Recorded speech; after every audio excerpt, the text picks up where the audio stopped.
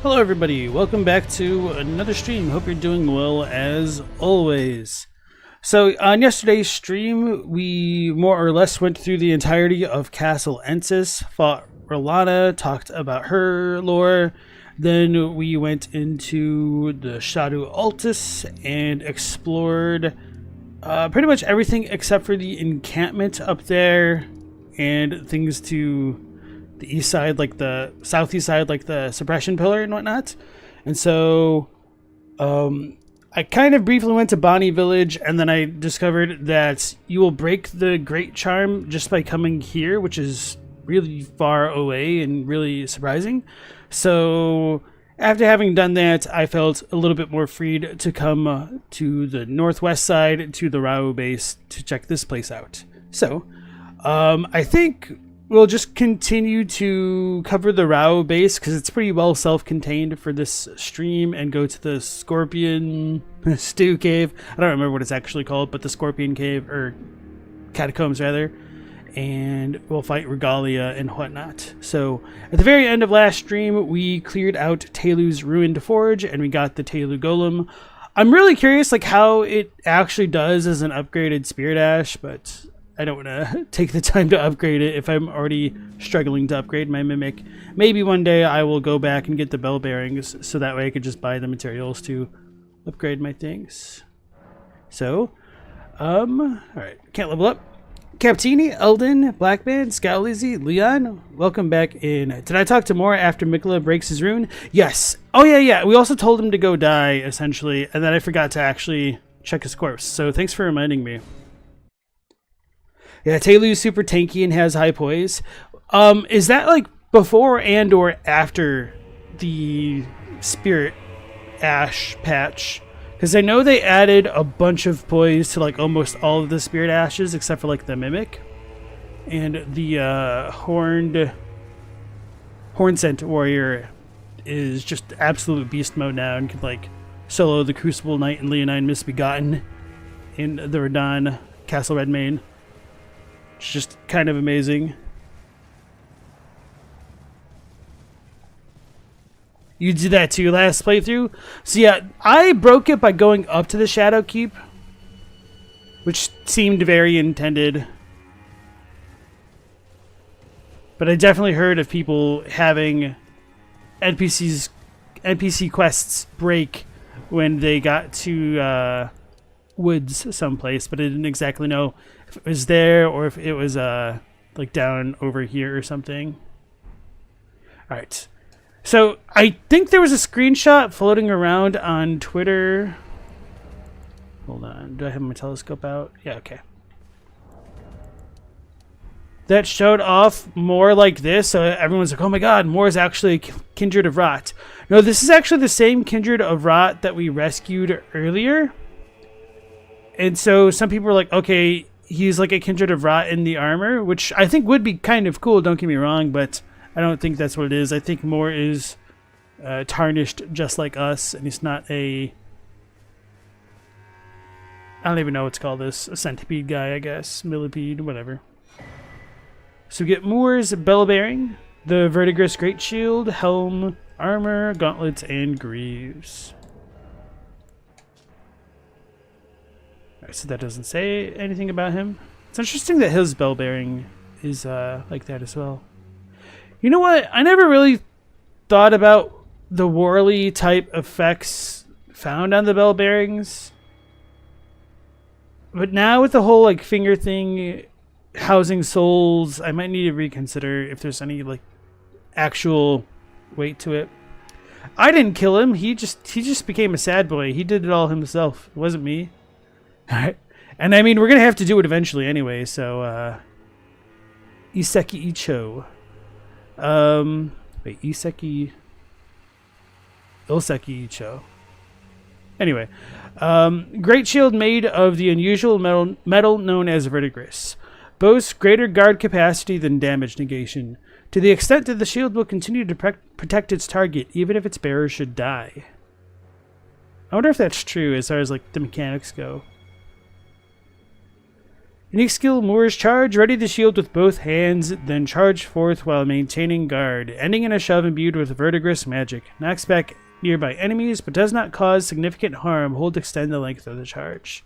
This thing is really good for well, I mean, it's good for physical, but it's also good for almost all non-physical types of damage. Same with his armor. Helm made from an unusual metal known as verdigris. Verdigris is said to be the gift of an outer god, possessed of an enormously hefty yet supple strength thanks to its rested nature.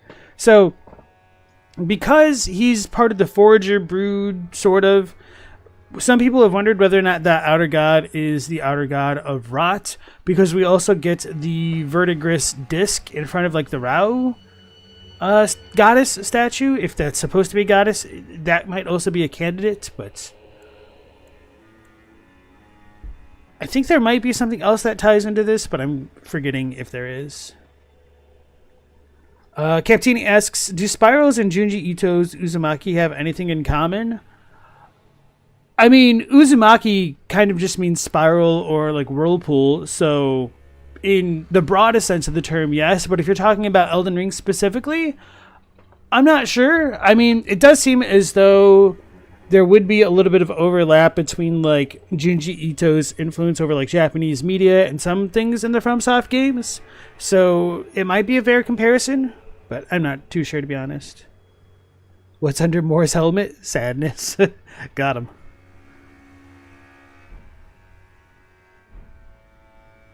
Yeah, and as Leanne was saying, if you don't heal this Forager Brood before you talk to Moor and or break the Great Rune, then you will permanently miss out on a cookbook. But I made sure to get it before I purposely or accidentally broke that Great Rune, because I missed it in my playthrough. So, alright. Now that we've done that, let's go ahead and travel on back.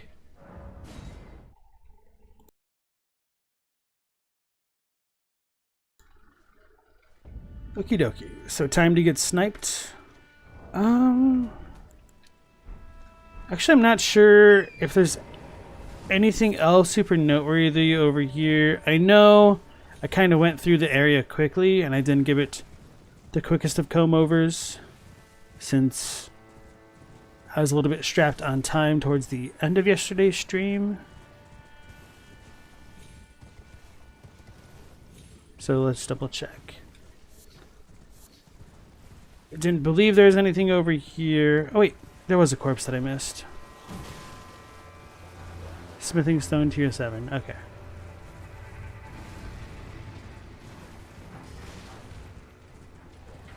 How come they're doing all these cool blood flame incantations when I'm not gathering footage?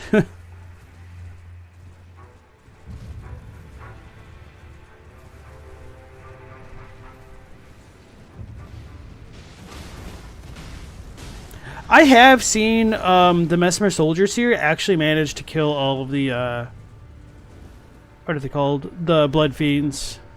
Which is kind of surprising. They had done their like little buff thing with their axes, which is partly what led to it, but I was really surprised that they managed to kill the big one. Alright, now this is a really good talisman as far as the lore is concerned. The Pearl Shield Talisman says, oops. Talisman depicting a knight bearing a pearlescent great shield. Boosts all non-physical damage negation while guarding. The nature and the potential of impurity surpassed the understanding of the knights, and so they were forced to prepare for all threats known or unknown. So this was that other item which I couldn't remember when I was talking about the nature of the impure blood of the horn scent. So this kind of is the one description which makes all the other ones kind of explicit and not entirely rely on hearsay. So, the horn scent are impure to some capacity. And whether or not that impurity stems from curses or just other like ritual type impurity is kind of up for question.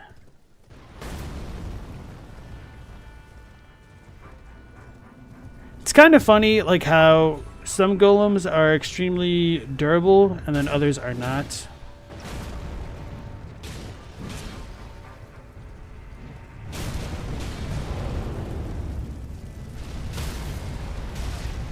Don't kill me.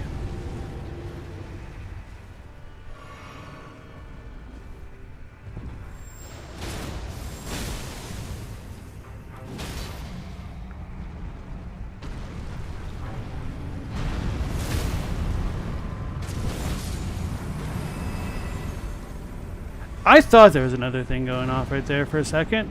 I was like, but there's no other archers. I was kind of confused. Oh, lordy, breathing.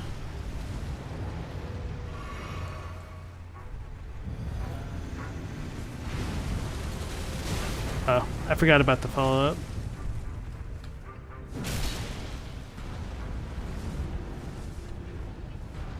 So we got some great arrows and smithing stones. Okay.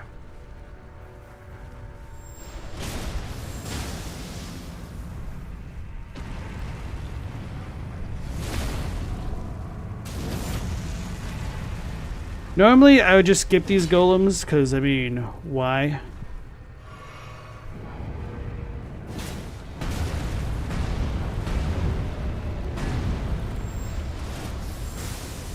I whiffed.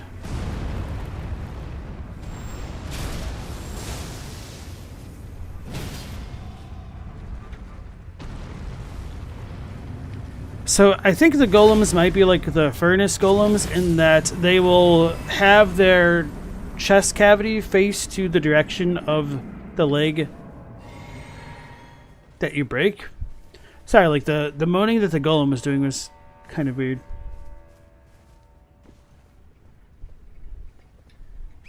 Because it can be pretty easy to miss out on the crit opportunity if you go around the wrong way there. Alright, so I don't think any of these items are too important. Wait, what is this corpse? Oh, it's a horn scent. It just kind of looked weird from that angle. So we got a Rauh burrow. And of course, the Rauh base has a bunch of crumbling Rauh architecture because we're beneath the ruins.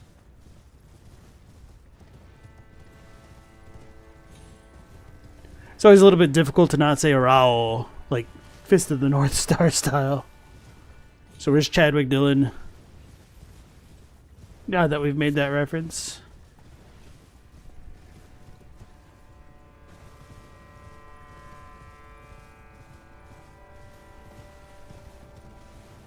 Yeah, I didn't think there was too much important over here. So I normally just run past the golems now.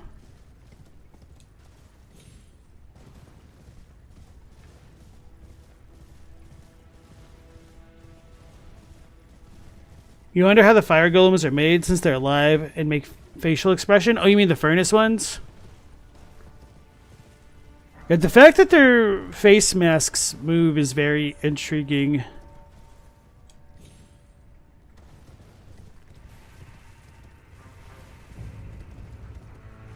Alright, so I think we pissed off a shade somehow. Let's go ahead and pick up the map fragment and find our site of grace. Isn't there a site of grace over here somewhere, or is it truly on the north side of the village?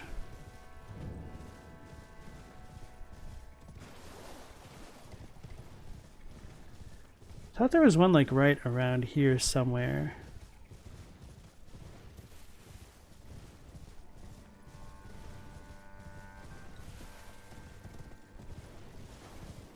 I forgot where the rocks are. Okay, so there's 3 of those in the game, then at least. Okay, they're just right up here. That explains why I didn't remember. So there's kind of like a spiral shape for this as well. That's interesting.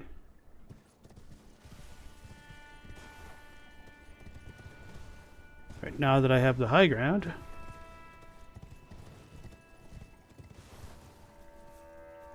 Hey Galaxy Dragon, nice to see you again. Let me see if I can't find the the site of grace before I read properly. I hate all the tombstones. Right, I'm just gonna assume it's in the north end of town after all. Or what I consider the north, which is probably the south side.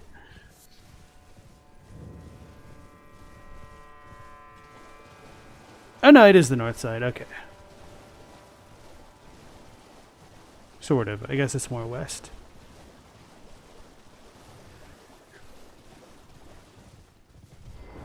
Alright. Do I have any theories or ideas about the Rauh civilization? You haven't seen many people talking about it. I mean, I just kind of assumed that they're probably the creators of the golems and what I previously called the Blackstone civilization. That seems to make the most sense to me. I should probably level up.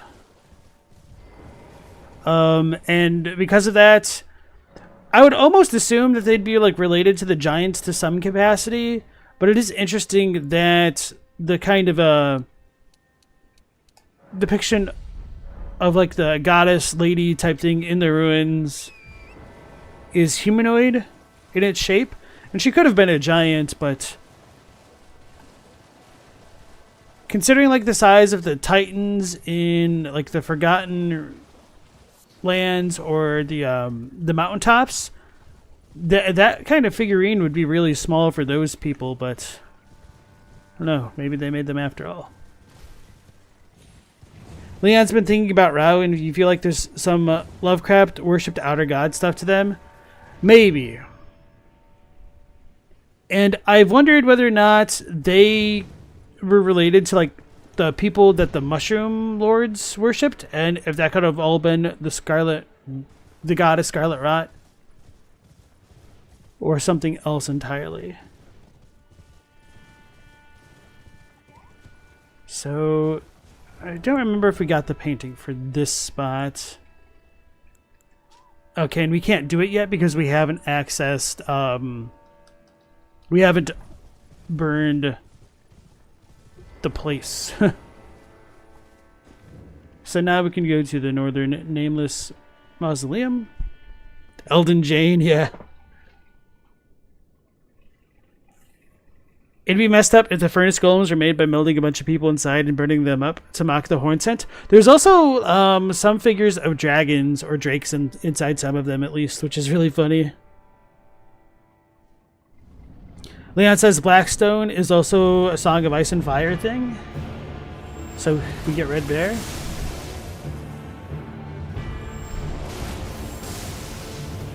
He rolled through it. He's cheating.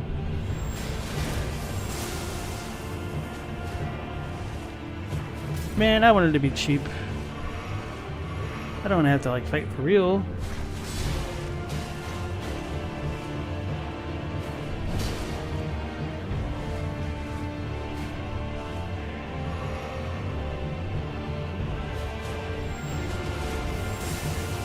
Okay, so my AoE doesn't really hit behind me like that. I will keep note of that.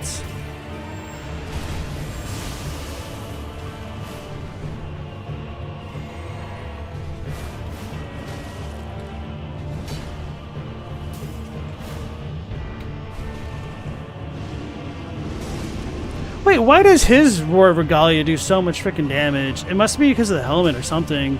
Because whenever I've done it, it's done like 20 damage. Well, I guess they did buff it too, didn't they? Probably gonna die just because he has so much better tracking.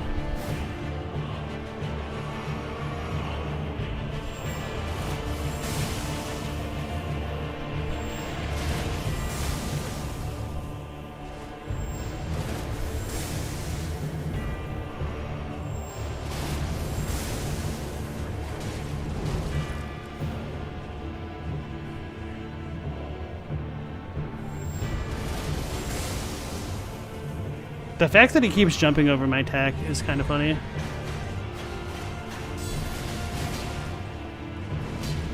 I'm gonna get got.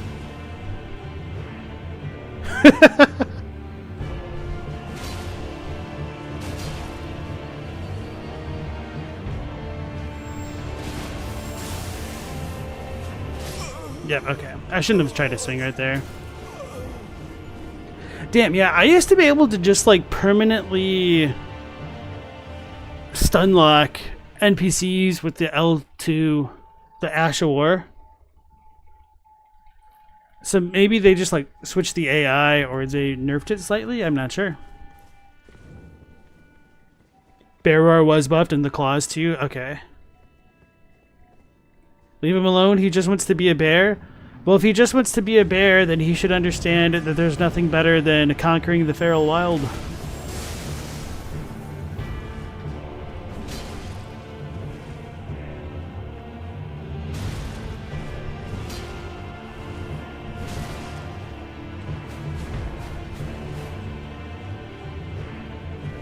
Do I even have the turtle thing on? Yeah, I do. Okay. Oh my god.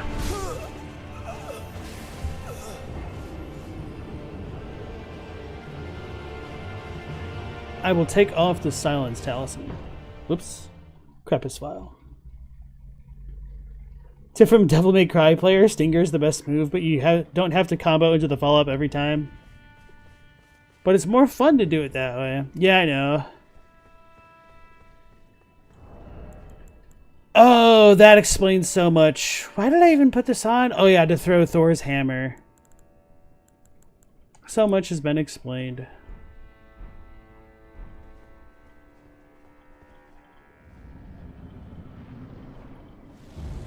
Could be the bosses. These mausoleum dudes are insanely aggressive.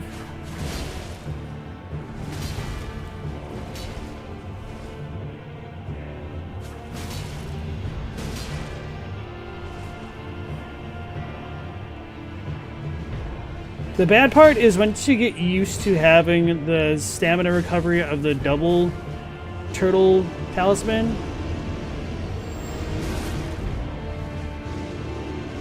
nothing else seems to be worthwhile.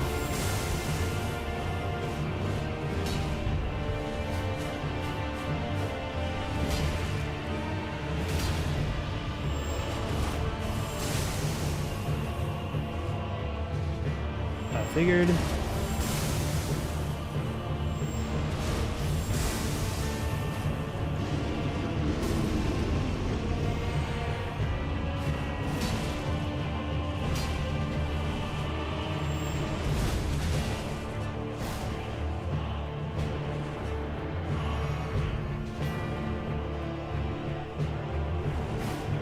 Hey Nightmare Maniac, it's been a minute, how's it going? Nice to see you again.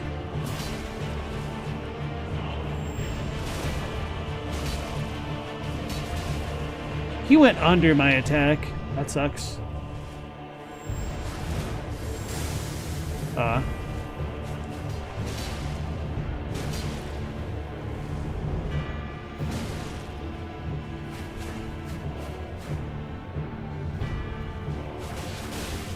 Stop catching me.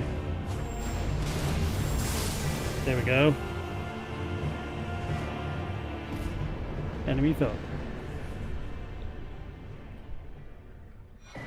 Red Bear's Claw, Fang Helm, Iron Rivet Armor, Iron Rivet Gauntlets, and the Greaves.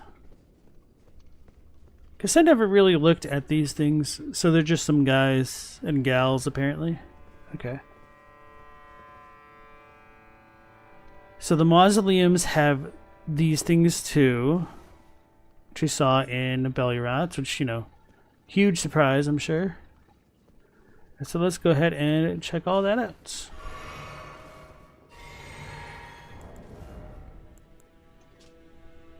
Red Bear's Claw. Claw of a great red bear wielded without modification by Red Bear, whose name is lost to madness.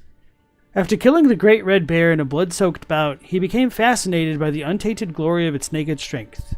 I wish to be a bear, no more and no less. Unique skill Red Bear Hunt. Slaughters prey with sharp claws and a great swipe of the arm. The attack creates a vacuum which deals continuous damage. Repeated inputs allow for up to 2 follow-up attacks. Fang Helm. Helm of the Red Bear, whose name is lost to madness. The cheek guards are shaped after lion fangs. Perhaps his fascination with the untamed strength of the wild stemmed from his past as Redmane. So everything else is pretty similar. Okay. So you saw an NPC with this armor set using the Roar of Regalia in the first trailer, I think it was. So that's kind of cool. And this stuff kind of inadvertently ties back into all like the Divine Invocation, Bear Communion type stuff, but it's not as overt about it. So I really don't have too much else to say about it. Map Rauh Ruins. Map of the ancient Rauh Ruins. These giant ruins are flooded, overgrown, and split into 2 by a chasm. To the southwest is the Church of the Bud, overlooking the Tower of Shadow.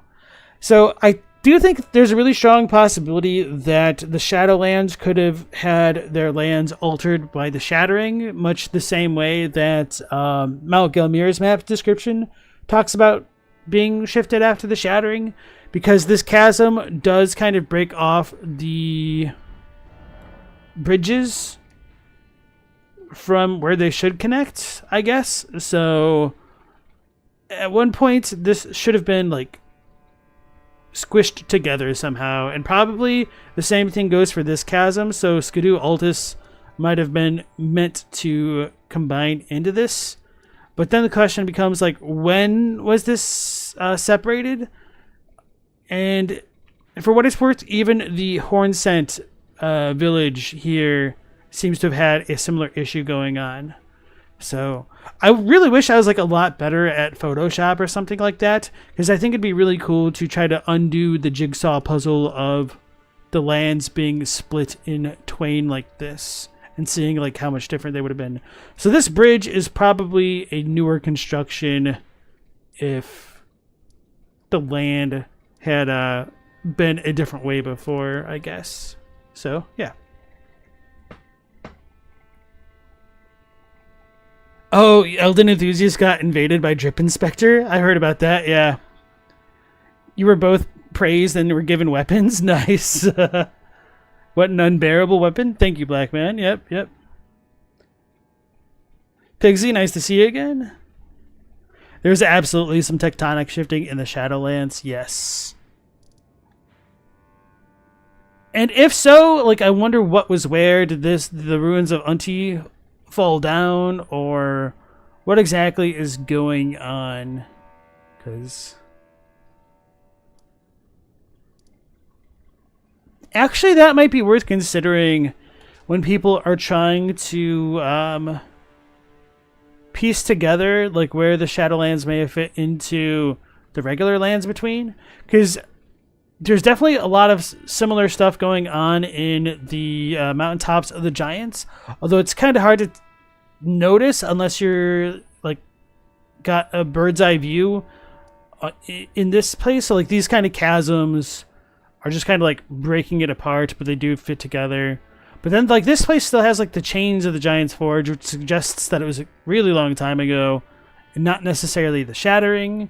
So I've long wondered if there have been multiple shattering style events in the lands between that affected the landscapes, which in my mind could help explain why we have so many random tombstones jutting out of cliff sides, because normally that would make no sense. And of course we could always come up with the explanation, it's just a game bro, don't worry about it, which is a very strong, if dissatisfying conclusion that we can come to. So speaking of which, I believe, or is it not over here? Oh, it must be by the actual village. I thought there were a bunch of tombstones you could jump down this way as well.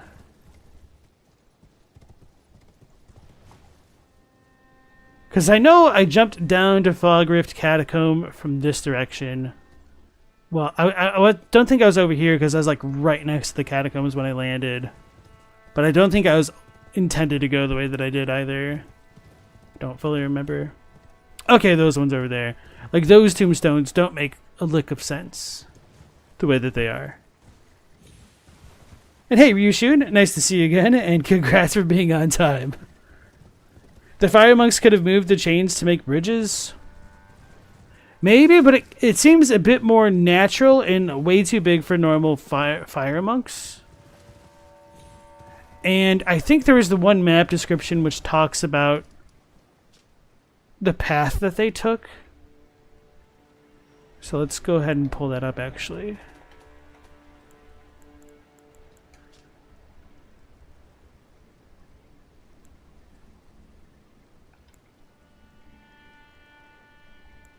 I guess this is the closest one. The western mountaintop of the giants.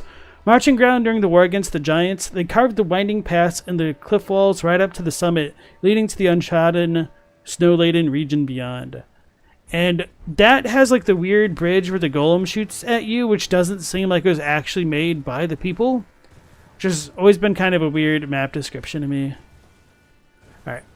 But now that we've checked out the mausoleum up here, I don't think there's a reason to stick around up here, so I might just fast travel to the Grace. Alright.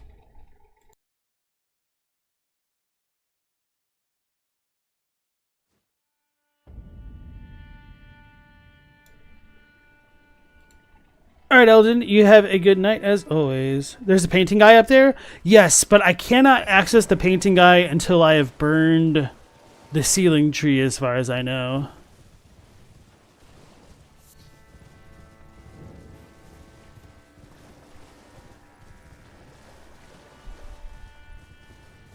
Oh yeah, so we're on the north end of the village. Let's go back this way, I think.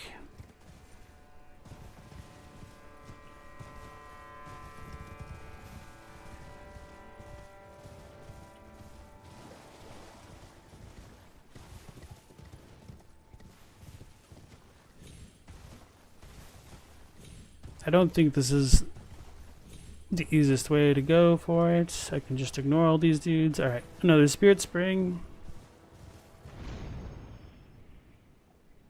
Heyo. Alright.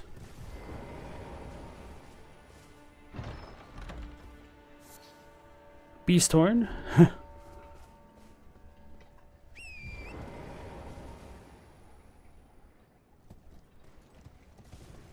I thought there was something else. Yeah, that guy up there.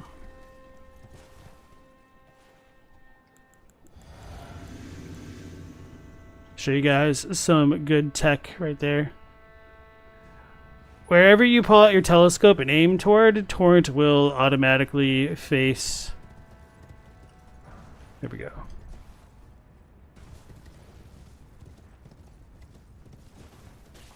So you don't have to deal with the poor turning ability of Torrent normally, using the good old telescope. Alrighty, big lore.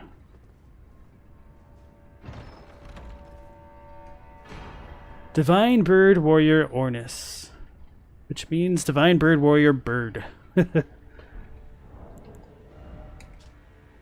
Ashen remains in which spirits yet dwell, used to summon the spirit of Ornis, the divine bird warrior. Spirit of the divine bird warrior from whom the horned warriors claim descent. Clad in golden armor and granted wings and feathers by divine invocation. Ornis succeeded in taming the divine bird and made its wings his own as he soared through the sky. When he finally fell to the earth, he lived on as the guardian deity of the temple quarter. Wait, so I guess the Hornsent can be gods, I guess. Well, I guess that really depends on how literal one takes deity versus figuratively, which I tend to think it's a bit more figurative in this context here. So we get a cool horned warrior dude over there as well. But as I was mentioning on one of the previous streams, I did wonder whether or not they could have fought something that was like either the death bird or a bird that was alive before it would become a death bird, and if that could explain why the divine birds were like capricious in nature and didn't want to be tamed by humans. And I've wondered whether or not this divine bird specifically allowed Ornis to tame it, so that way it could kind of get its retribution in death by taking away its wing-like powers and causing him to plummet to the earth. Should be just desserts.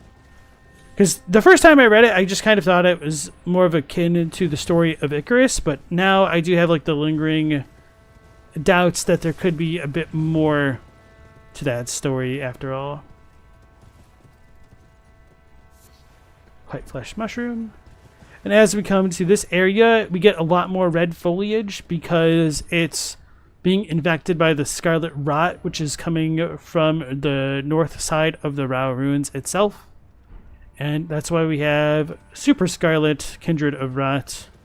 Which is kind of weird that they're like more rot infused than all of the ones by Millennia. Like, I wouldn't have minded if in the base game that they were all originally pink and then these ones were white, because it could show like they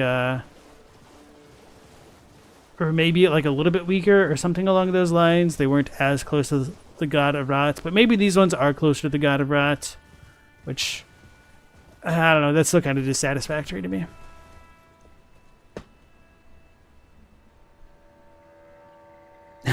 Black man never found the spirit ash for a while and you kept wondering how to get up there.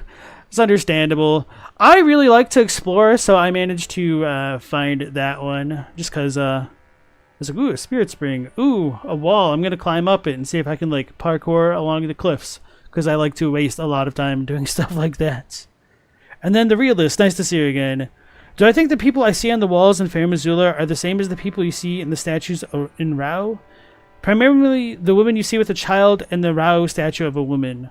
Maybe thematically, yes, but I honestly don't place a lot of importance on the Fair Missoulan statues, because I know for a fact that they've been reused from Bloodborne. And the statue of the woman with the baby that is holding the ball, the baby's holding the ball, is a statue from Notre Dame depicting the Virgin of Paris, so Mary and Jesus. And the statue of the dude in Fair Missoula is Charles the Great, or Charlemagne. So thematically they might have a connection, but there's very extremely little in common between Rauh, Belurat, and Fair Missoula. So it makes me a little bit skeptical that, like, how much they should be conflated, I suppose. But with that being said, that doesn't necessarily discount anybody else's opinion or headcanon about that either. So if somebody wants to think that the woman is the same figure in all these places, I could definitely see why they would want to believe that, and how they could come to that conclusion.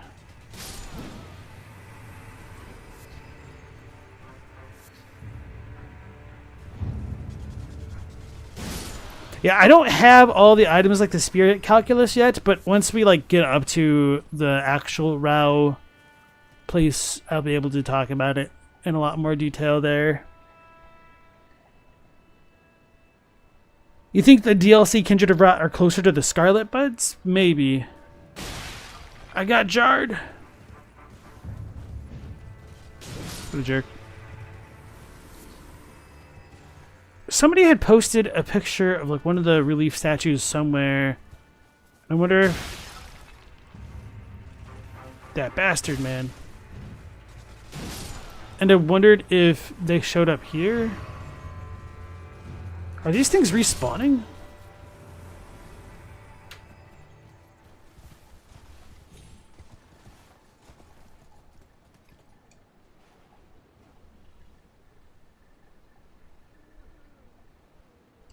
Alright. So I think there's a dude with a glowy pot over here someplace that I want to get.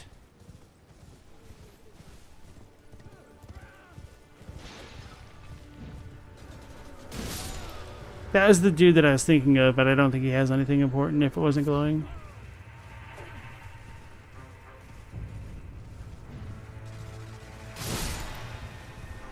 Ooh, bowling, that feels so satisfying. Sweet, and we got some of our flasks back.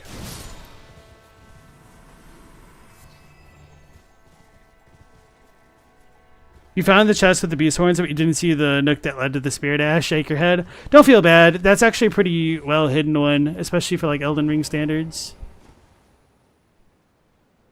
And Pixie said that the statue in Mesmer's room is also a nod to the Madonna.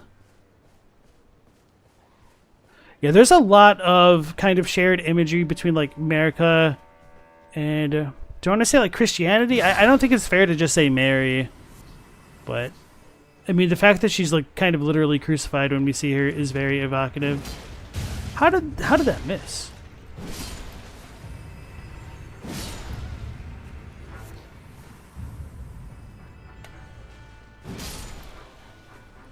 I thought there was a dog. There was. That's a big one.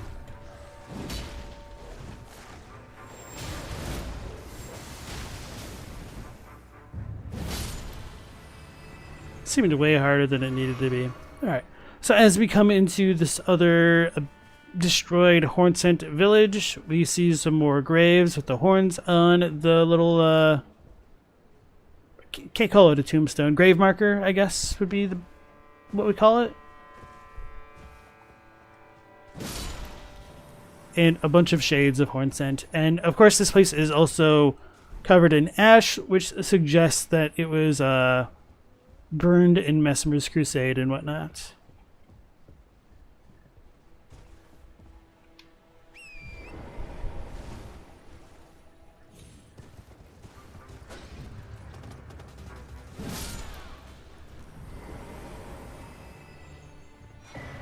Skidoo tree fragment. Oh, I forgot that one was there. Alright. Pixie said, it makes you think that no one knew who Mesmer's father was since it was a merged Radagon, so Mesmer appeared to be a virgin birth type thing. You know what? I actually like that as a potential explanation for how and or why Mesmer could be regarded as the firstborn. It's kind of really funny then that he would grow up to be a cursed child if he was ever kind of considered to have been a child of some form of immaculate conception. With that being said, I'm still very much on the fence as to like the birth order of the children in general, but I think that's kind of like a decent bit of thematic support for that idea.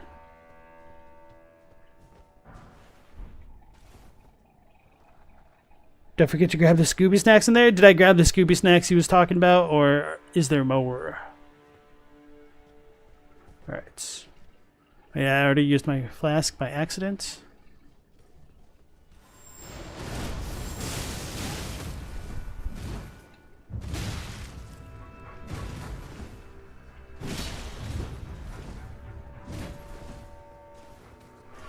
Oh yeah, we can also summon for this.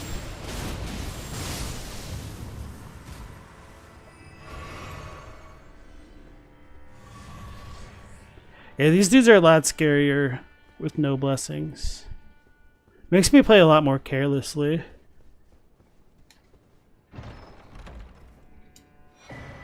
Two-handed sword talisman.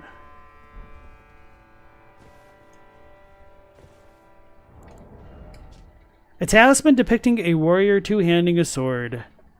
The horned warriors were fitting figureheads for the military might of the tower they kept watch over, their deft attacks slashing through any and all foes. So I do have a bone to pick with the translation for this item, because calling them figureheads implies that they have no real authority of their own, whereas the Japanese is just more like they're a symbol of the military might of the tower that they kept watch over. So like I know what they were going for with it, but it just can be kind of misleading. And fortunately, it doesn't really mess with any of the other lore that we know, but I don't know. The semantics of that one are pretty off, I think. I don't believe there's any hidden items over here. I just like to explore. And that's pretty much that, I believe, for this village, unless there's some other like random items in the outskirt buildings, which I didn't fully explore yet. Hey Stowboat, nice to see you again. And Kyle, welcome back. You wonder if the Divine Bird would have been the one to defeat the Stormhawk King? If you're guessing the Divine Guardian... If you're guessing the Guardian Beasts are Divine Beasts, the Stormhawks seem likely to be the Divine Birds, also now slaves. I'll let you think about that. The Stormhawk King and Stormhawks potentially being divine birds. If so, like, I'm just kind of disappointed that we don't have more Stormhawks in general in the Shadowlands. I just felt the finger on the monkey's paw curling now, right as I said that, but like, that's really one of the things about the DLC. Like, it does have some interesting lore, but it just doesn't really seem to connect into what we get from the base game in a way that I would expect.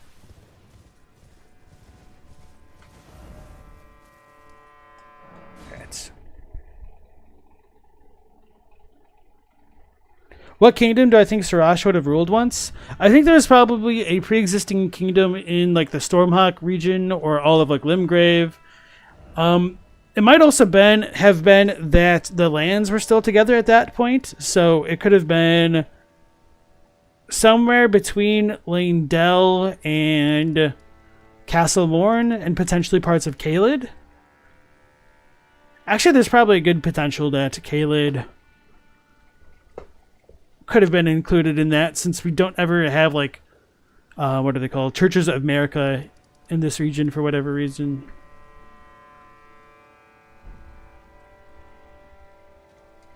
So Bloat says, a child of immaculate conception would imply he'd be a sacrifice, right? Maybe, and that's kind of like one of the things that this is a problem that kind of gets extended from the base game, in that how is Marika such a megamind? Like, what were her machinations? And did they go off according to her plans? We just never really get enough insight into her character. Am I hitting like the soft cap? So the last level I got 7, and this one I'm getting 3. It's kind of all over the place there. Alright, so Templetown Ruins. At the end of the Templetown Ruins, where I picked up the Revered Spirit Ash, you could drop down the cliffside to get to the Rivermouth Cave, which I'm not going to do, but it does connect that way. So instead, I'm going to continue northbound and go through like the Scarlety Rot type section. And then Corn, nice to see you again. Pigsy doesn't think Mesmer was first. And Corn says, it's interesting that neither the Stormhawks nor Sarash have horns. It's almost like they didn't think about it. Yeah.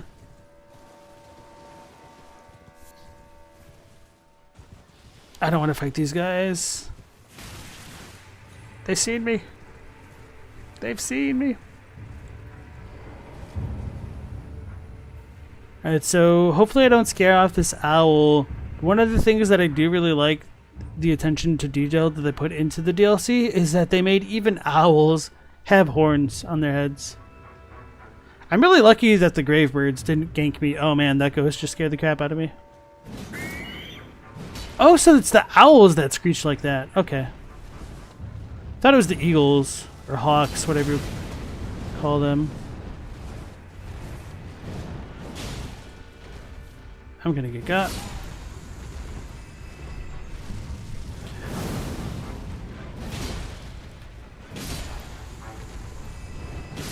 Whew.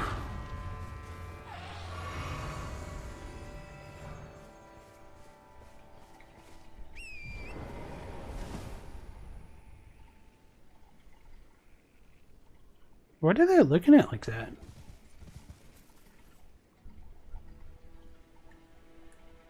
That's interesting.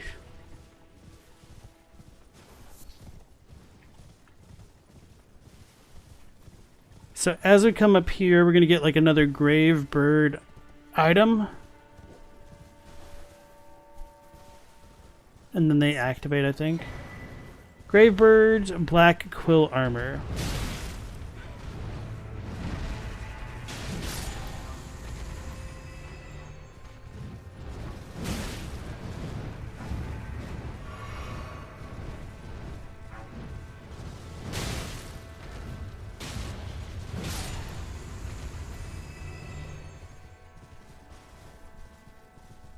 All right. And this is what we saw the dude wearing as he was riding Torrent up to the frickin' manse, which we can't do in the actual DLC in the trailer. Stone armor with a tinge of green. One of a set of armor pieces cast in the image of the Gravebird. Featuring a cape of black deathbird feathers, it enhances jumping attacks. Gravebirds are ancient golems created to guard the spirit graves built where all manners of death ultimately drift. So death drifts into the spirit graves, like the stones. So I wonder if death is related to light and like light gets refined in them. It's kind of one thing that I want to explore a bit more. Because like the fact that stones can become spirit is very strange. Cohen says, by the way, Immaculate Conception is not the same thing as the Virgin Birth. You know, many people use that interchangeably. However, the Immaculate Conception is the later Roman Catholic dogma. This belief was the Church's explanation for why Mary was able to give virgin birth to Jesus after it had voted at the Council of Nicaea in 300 AD that Jesus was God. Oh God, I'm gonna die. I blame corn.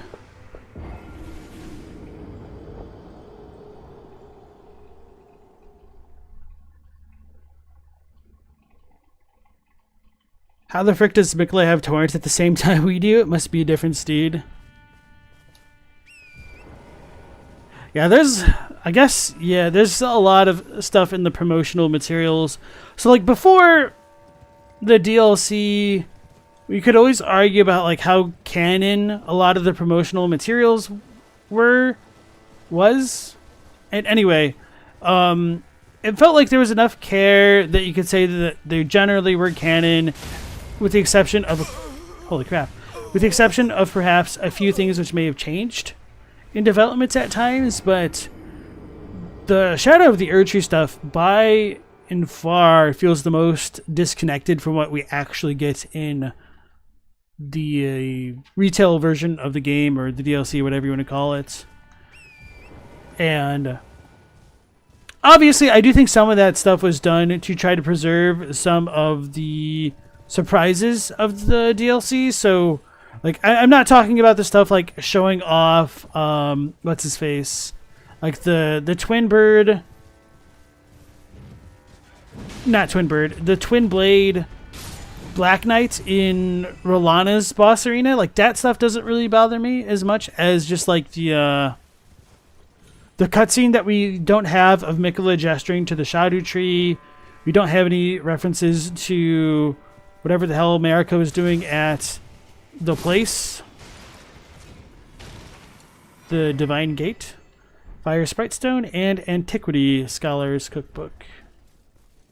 And then, of course, the actual promotional teaser image of Miquella riding a spirit steed, which may or may not be a torrent, on a field of wheat, which the geography does not match up with what we get in the actual DLC either.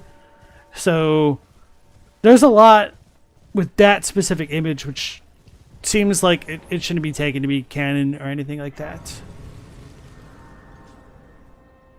Yeah, Nileano's asking, is that promotional image even canon still? I don't think so. But maybe there is... Well, I mean, I don't think so, but I know a lot of people really are invested in the potential connections between Miquella and Torrent, because if he did have a connection to Torrent that way, it could potentially imply that he had more of a connection to Ranni and potentially Radahn through that lens as well, I guess. I don't know.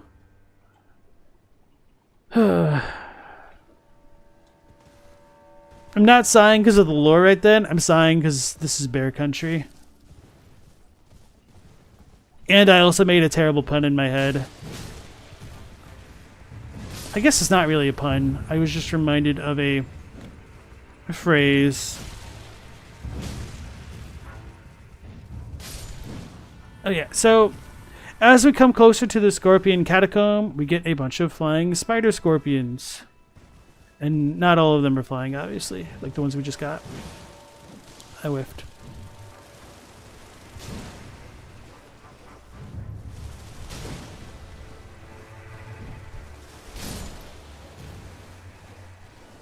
I do kind of miss the goofy scorpions from Bloodborne that had like the beast humanoid type faces, which are terrifying if you ever zoomed in on.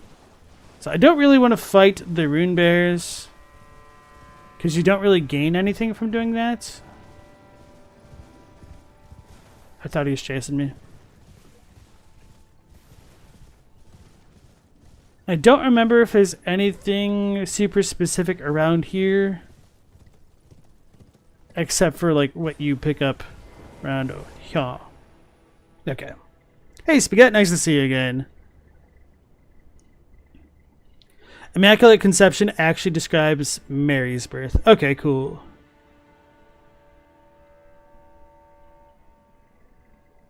The early image can't be canon. There are no buildings. The term is maiden, ironically, when thinking of Elden Ring, and it does include the concept of being a virgin, as it refers to a young married woman, a pure woman / girl. Gods of Spaghetti says, the God Door is frustrating in terms of lore contributions. I think it's a cool concept, but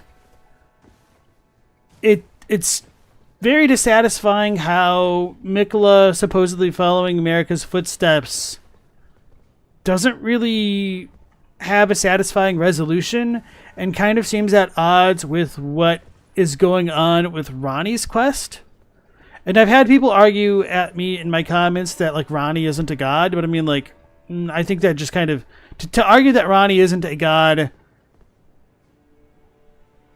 just feels like antithetical to what the hell the game is trying to present, because like Marika's no longer there. Ranni takes her, and she might not be a god in the sense of like an outer god type of meaning, but she's certainly a god at the very least in the sense of being like the vision of the vessel, or the vessel of the vision. So why could she do what she did, but Miquella has to do this completely unrelated thing? And of course I did say in like my impressions video, maybe Ranni was able to do what she did because she lost her body due to destined death, whereas like Miquella had to do this stuff. But then that opens up a whole can of worms as to why the hell Ranni even did what she did if this path was available.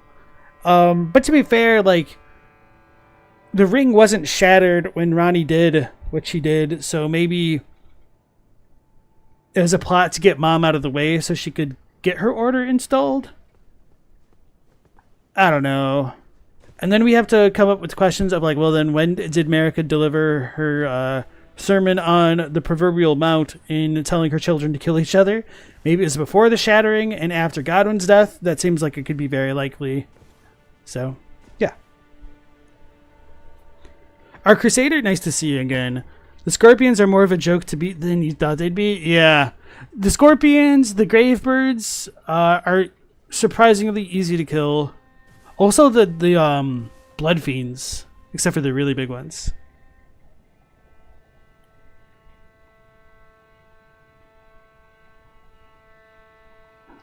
Leon said, they've seen so many people arguing that Miquella must be Torrent's former master because Torrent has to be the only spirit steed that exists. Because, you know, Torrent never had any parents. Yeah. But to be fair, I mean, obviously I'm not arguing against you right here. We do see some, like, gigantic spirit steeds in the specimen storeroom. Because they've got a bunch of horns all over them, but yeah. Corn says, the fact that there's zero mention of Torrent and Miquella's connection is frustrating as heck. Didn't Garrulous Goldmask come out with a video recently within the last week and a half or something where it's like, is this still canon? And it was a picture of Miquella on horseback. I haven't watched that video. I haven't watched any creators' videos since the DLC dropped because I was going to save it for stream, but I wanted to, you know, play the game first, come up with some of my own theories, and then, you know, stream it for you guys before I did that. So after we go through this playthrough, I will check some stuff out on stream, and I'm really interested in watching that one. All right, let me hydrate real quick. Whoopsies.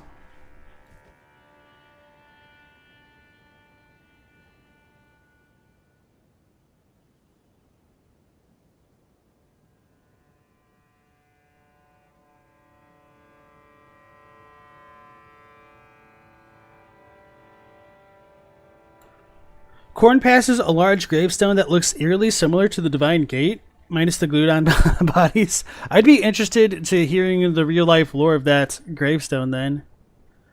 Then Stokeboat says, Ronnie also transcends her body to a spiritual being, despite being in multiple dolls, able to swap between them. The 4 arms imagery must mean something important towards the transcendent, seeing as Miquella has 3 out of 4 of them as well. I guess maybe Marika also has 4 arms if you consider Radagon. But not really. Yeah, that's kind of an interesting point, the 4 arms. Yeah, we also don't have any of the Snow Crone lore. We just have, like, Urlana. So I mentioned this on my complaints about the lore video, essentially that one of the things that which bothers me a lot about the DLC's lore is it feels like you could switch out almost all of a character's lore and write something completely different.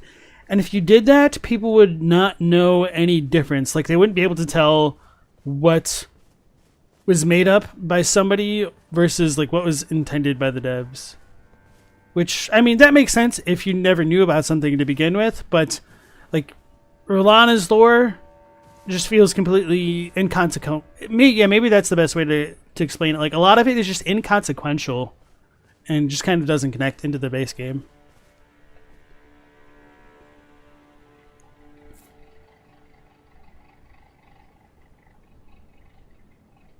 Last thoughts on the grafted sword. You just now noticed it actually has 2 crossguards, and the larger gold one that holds all the swords is rammed through with the one we hold with the grip.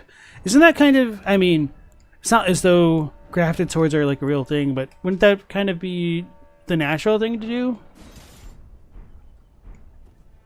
Because they're grafted on, it implies that there was a main sword originally. Let's just, we're going to get the tree thing. Okay, no, that kind of worked. No, it didn't. All right. Yeah, because they're all grafted onto the base one.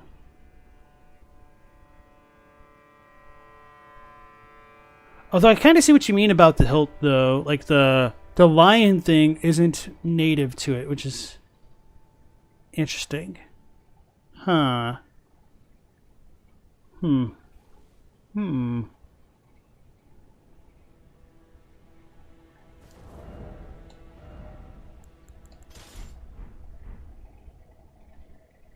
Hey, SNX, how's it going? Just got back from the beach? Nice. Hopefully that was enjoyable. Completely unrelated, but I've been listening a lot to Biba Doobie's new song, The Beach. It's really nice if you guys are into, like, pop rock. Alright, so, enough chat. Let's do some actual lore digging. Does a rune bear poop in the woods? That was the cursed pun that I thought of earlier. Horn and strewn excrement. God, this item is terrible. Excrement of a large carnivorous beast containing fragments of horns. Material used for crafting items. Found underfoot in places like forests where beasts dwell. It is said that the deadliest of the horned predators enjoy the sport of hunting and devouring other horned creatures. So, yeah, it would suck to be a rune bear or something like this, a red rune bear, and having to have horn-strewn excrement come out of the body. But this, I think, is part of a complete package of lore that ties into horns and increased spirituality, which becomes a little bit easier to talk about once I actually get to the Rauh ruins proper and can have spirit calculi to tie things in together with like the beast horns. Okay, so yeah, this will be good enough. Horns have fused with spirituality. So the spiritual nature is part and parcel of the horns. And because carnivorous beasts eat other horned creatures, they kind of absorb the spirituality of those creatures as well through their horns. And it says this crucible has a particularly strong influence on the beasts of the realm of shadow, causing many to grow horns despite the characteristics of their species. So this kind of bothers me because it implies that there were classes of creatures which did not originally have horns and that they were later influenced by the crucible, which makes it sound less primordial than the English can imply, which isn't necessarily that big of a deal, but it's just really awkward trying to decode the timeline because of things like this. Because there are times where the Crucible sounds more recent, and then because the English translation always uses primordial, it makes it sound like it should have always more or less existed, relatively speaking. But yeah, I don't know entirely what to make of that. So anyway, the horns are suffused with spirituality, and that spirituality is essentially life. And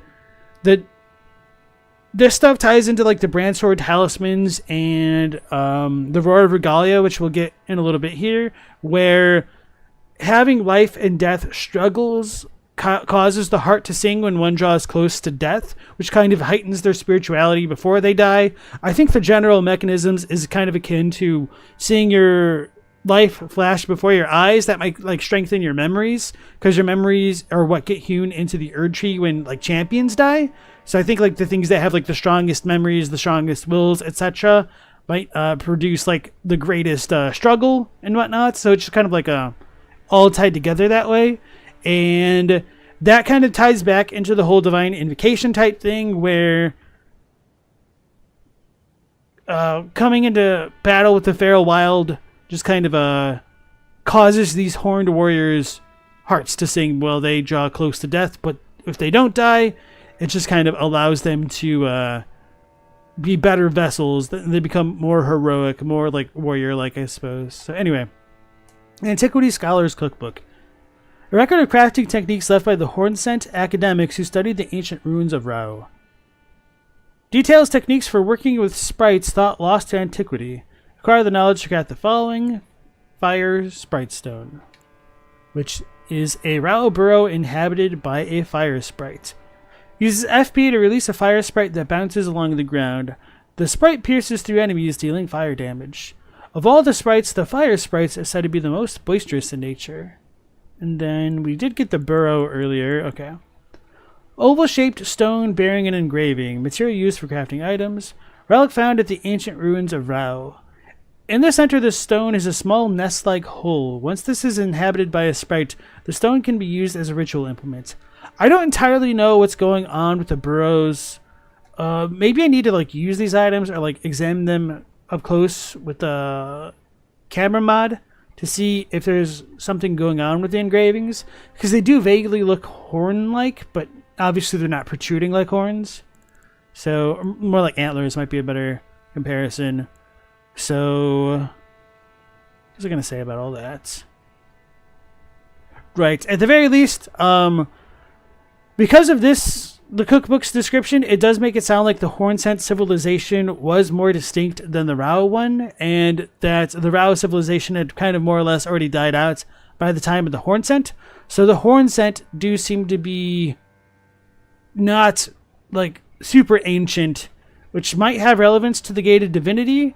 It could be possible that the Gate of Divinity was produced by the Rauh civilization, and then the Hornsent kind of inherited it later and were like meant to safeguard it, but we don't really know. And I'm really curious as to why, what's it called? Like the white bark message, like the secret rite ritual thing. I can't remember what it's called.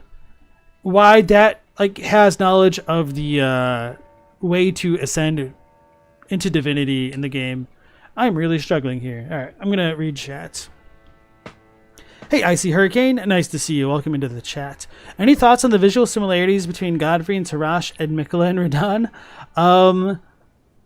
So I do have some thoughts about that, but that'll be a lot easier to talk about after the fight with Radahn, because there's like some like Japanese context that might not make sense unless I have the descriptions pulled up, unfortunately. Wouldn't be best if I just talked off the top of my head.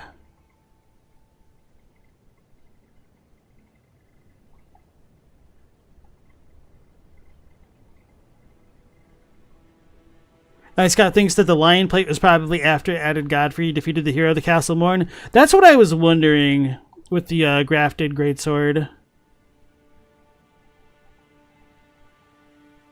It'd be cool if Mikola could have had his journey alongside us fighting through the DLC. Well, a god and his consort won't stand in line. Spaghetti. And Mr. Yada, welcome back in. It's like a reverse hemorrhoid? Oh no.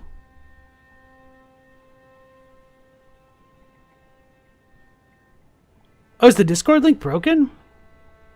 Let me check that out.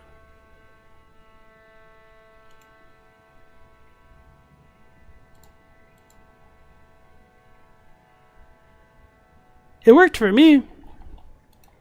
Are you guys having issues with the Discord link? Because, yeah, no, this one's definitely fine. So, make sure you just, like, double click the thing.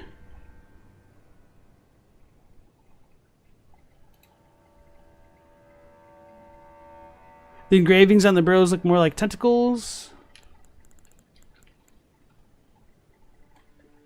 If so, I don't really see the suckers, but I can kind of see what you mean by that. More like intestines, maybe.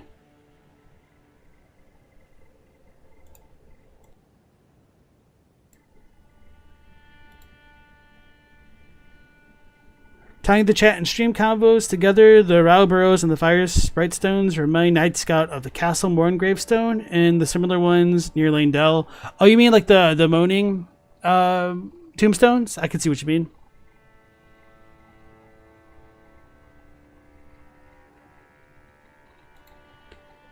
To Kyle, it seems like the dragons and stone people had to be the first. They don't know if there was a tree around at that time. Then when the dragons were done, the crucible tree was probably there, and that's when all the secondary cultures formed.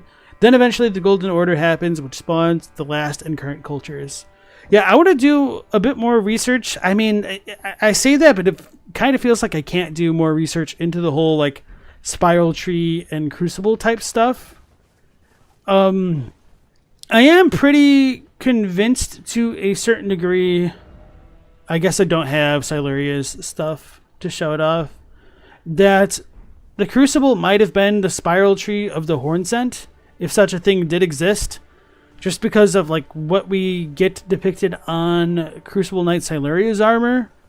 And it seems as though the first tree would have been here, which may or may not have been the Shadow Tree, and it could have been burned and then like replaced later. I don't think I've talked about this yet. I kind of don't want to get on this tangent now, though. Yeah, I'm gonna hold off on that tangent. Okay, so as I was saying, spiral tree, Rauh, great tree. This kind of like, yeah. So it could have been the Crucible, and I guess I can just like leave that alone for now. But it's really weird to me that the spirit incantation is like white instead of like red gold colored or just reddish in general. there's just a lot of inconsistencies to have a lot of wiggle room in almost any theory it seems we could possibly produce, which is, it sucks that we're just kind of always on shaky ground.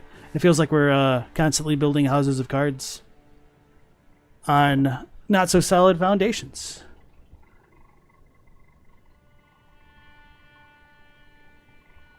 And then Icy Hurricane asks, are the golems and Gravebird golems products of the Rauh repurposed since they all share a similar design with the Sprite Bros? I do think that the big golems are definitely Rauh civilization. I don't know about the Gravebirds, but going back into what I was theorizing a moment ago, that if the Divine Gates and Anir Limb, or at least parts of it, were originally like the Rauh folks' place, then I could see Gravebirds belonging to the Rauh originally. But I don't know. The fact that we get so many Gravebirds everywhere else in here, but we don't really get Gravebirds in the base game with all of the other golems, makes me think it might be more of a Hornsent thing, because they do seem to be in the Hornsent controlled spaces.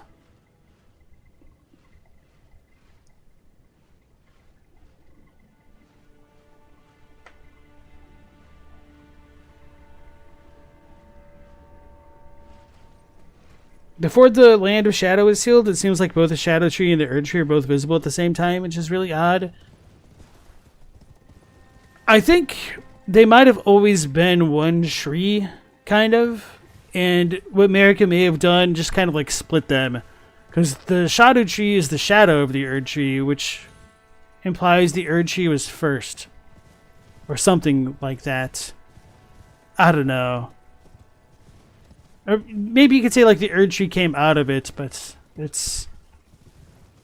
I don't know.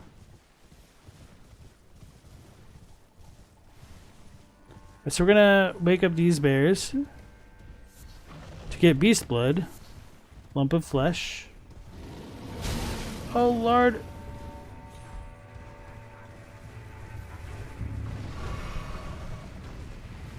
I really like how Torrent is like riding a wet paper bag and throwing dagger. But I don't know if I could make these bears fight Regalia, but that might be a possibility. Arugula. He has a projectile. It's a storm bear.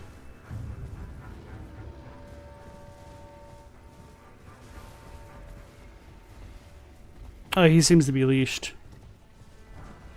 Leather headband. Gloried attire, leather arm wraps, leather leg wraps.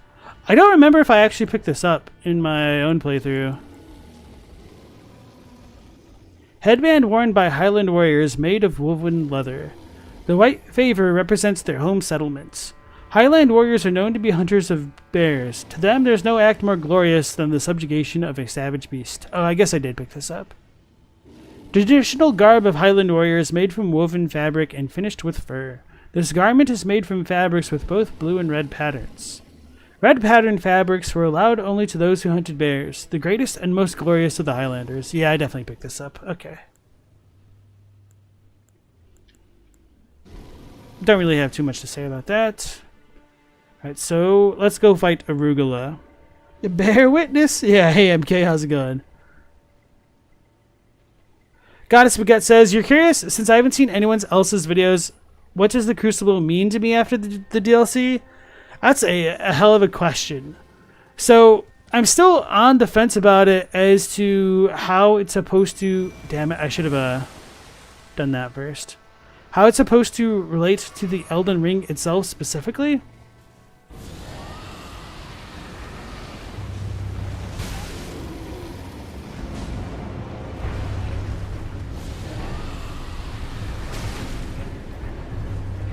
Run away! Come on, Mimic, do your job. I'm already coming. I was too distracted by my own Mimic. I'm wasting too much time because I'll need to get my proc up.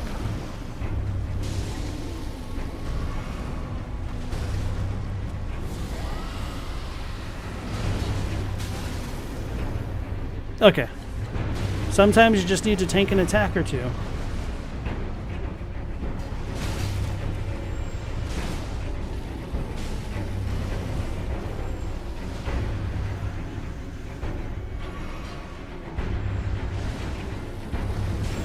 Oh, that's gonna hurt.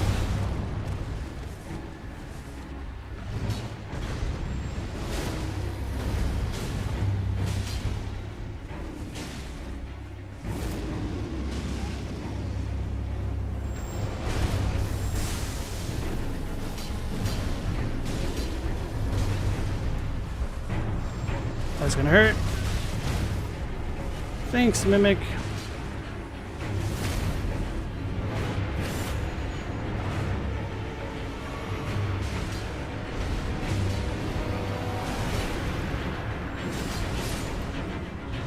That wasn't too bad. Okay. I mean, I definitely could have played better. No doubts there. Rare Regalia. An incantation of what is jokingly called the Bear Communion channels the power of Regalia, the Great Red Bear. Transform oneself into a great red bear and emit a mighty roar. Charging increases potency. An incantation that is more akin to the divine invocation of the Horn Scent than it is to the Dragon Communion. Only through desperate battle with the feral wild can one discover a god unique to oneself. So yeah, I've already talked a lot about that tonight. I don't really think I need to say too much more. So bears and whatnot kind of became divine beasts in and of themselves by eating other horned creatures. And it seems as though conquering such divine creatures by oneself and allowing aspects of them to possess the body is akin to the Horn Scent divine communion. And now we just got one of the best items for the DLC. I need to use my pot, huh? Oh, that's why I have 3 on. Okay, I'll figure out what to do. I might just hoof it back to what's called the place by Manus Metter to use some of the fire pots, so that way I could get the dung pots.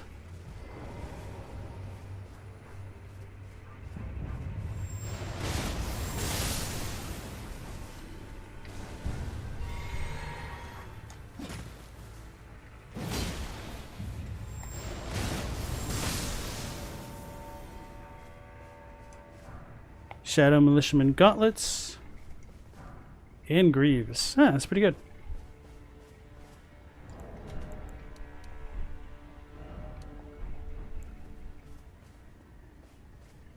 So is this a noble dude? No, this is a Mesmer soldier. Okay. Huh, we don't really have any wandering nobles in this place. I guess that kind of makes sense. It was before the shattering. Okay, yeah. Stop! Avert your gaze from me! Maybe I shouldn't do an old man voice. I beg! Look away! Ah! So that's kind of like the diegetic hint that we're going to get the basilisk eyes floating around here. Oh, and maybe before I go through here, I should get the black knife to kill them. Alright. Captini says, why don't you ever hear anybody talking about the fire giant pot being the crucible? Because it's not. That's why. Oh no, but real talk, the cellular tree description says that the crucible is shaped like a tree, which is not like a pot. So it seems like all the crucible stuff is more of a metaphor in terms of how it blends life together than being a literal crucible melting pot. Where is it gonna go? Oh yeah.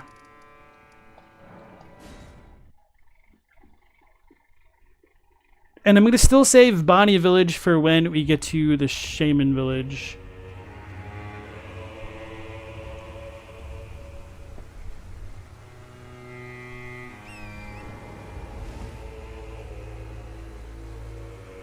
Rauh had white trees back in the day, but they were never burned, so where are their white trees? I do think that over time the trees in the world get kind of influenced by either the Erdtree or perhaps the spiral tree. And it could just be talking about the bark. The bark could still be white rather than golden and whatnot.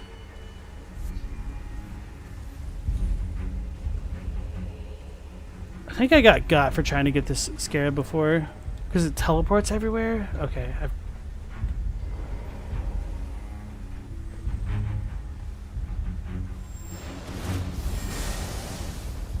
Damn it.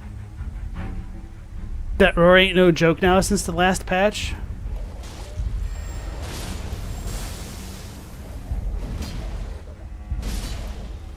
I believe it after that NPC like took 2/3 of my HP away with it.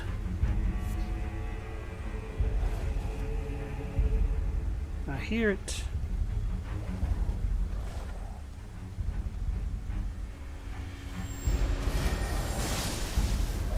I wonder if this has like a set number of teleportations that it does. I'm sure Caster's laughing at me right now.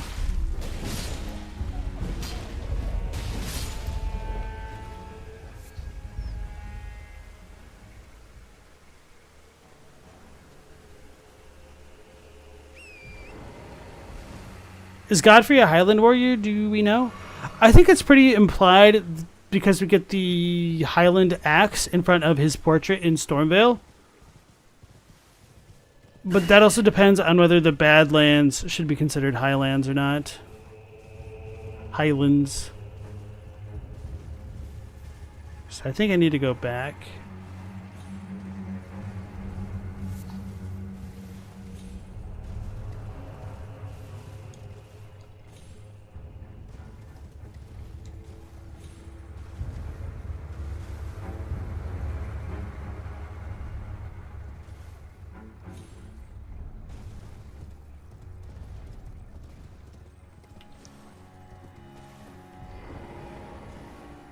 Hey Stella, you wish you could eat your way to divinity?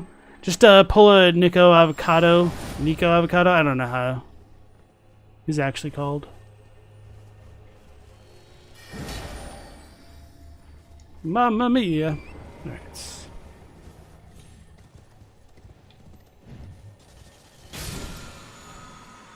Ash of War, Raging Beast. Okay, so Torrent's the way to go with that. Alright, so that doesn't really have any lore significant to flavor text. There are wandering nobles in the castle Entis. That's true. There's like the 3 teleporty dudes, or 2 teleporters and the one guy. But they're not really wandering at that point, are they?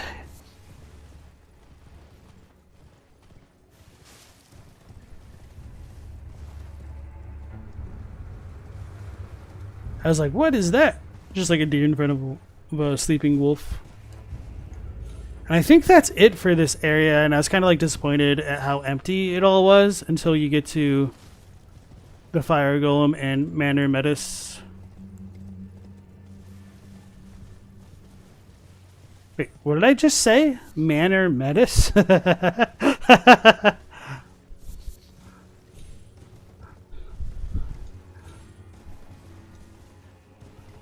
That's funny. So this dude might kill me. It's kind of a pain to get this one to work properly.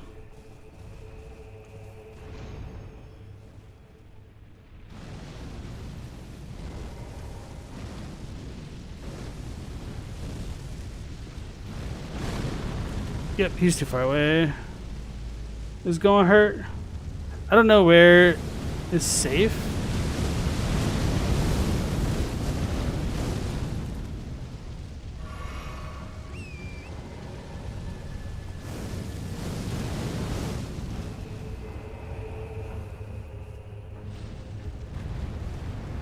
That bastard, man.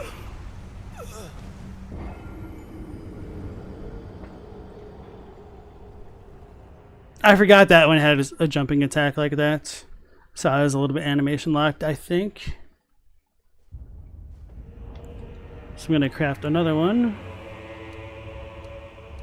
Oh, I did have space for another one. Wait, why can't I craft this? Because I need toxic mosslings? I thought I already... I thought I picked one up because... Oh, it's because Moore had it. I should have bought them from him. Fudge. Because I remember us talking how it looked like a fetus. I just thought I didn't have the capacity. Oh well.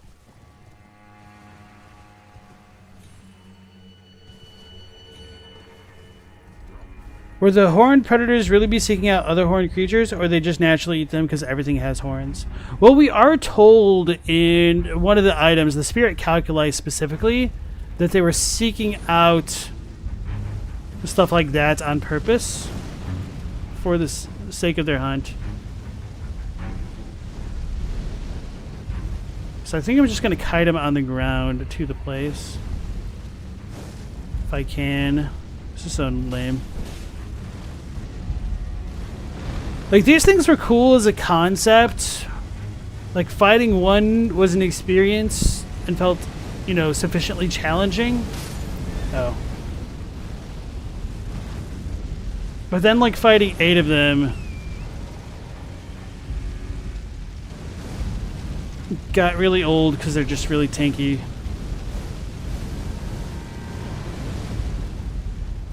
Is he really not going to do it unless I come up here?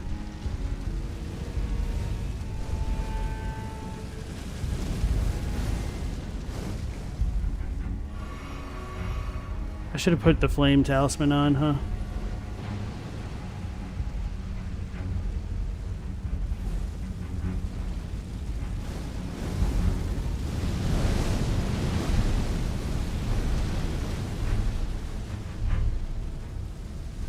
Like, unless I'm missing something, like this is just not fun.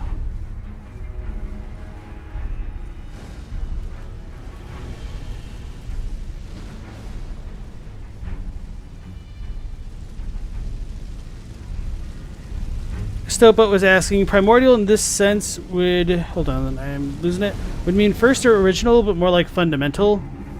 So the difference in the Japanese and English is that the English, with its use of primordial, tends to imply a bit more strongly that it would be something that exists from like the beginning of time, whereas the Japanese just is kind of more along the sense of original, which can mean from the beginning of time, don't get me wrong, but original doesn't necessarily have to be from the beginning of time. I don't think he's too far away. He's too far away. This is so dumb. Maybe I just need to like hide behind some rocks somehow. Oh, so this is a safe spot? Okay. Pixie asks, did the Rauh have a spiral tree or something? Did Marika split it into 2 trees with the Elden Ring? That's what we're trying to figure out, really.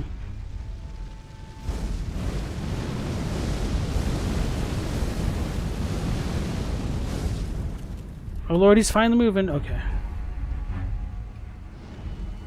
Please no.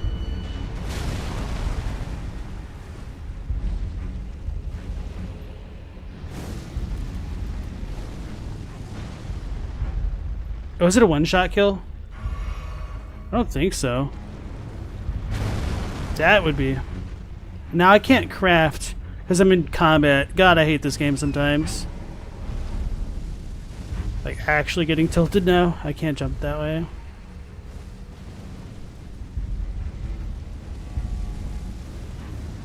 That's what I get for not crafting more.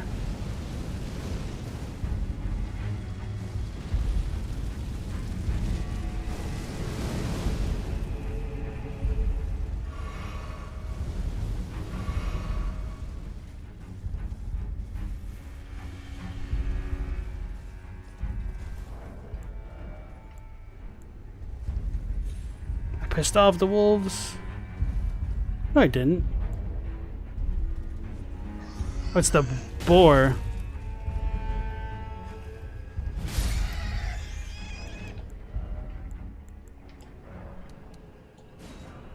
Oh, that was the volcano pot, not the fire pot? Wait, what was I using a moment ago? Whoopsies.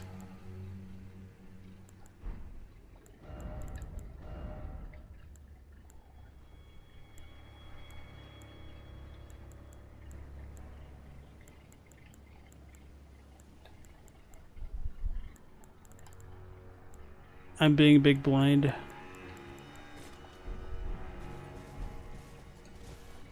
Okay. But at least now I kind of figured out the trick to get him to where I need him to. Now I just need to get good.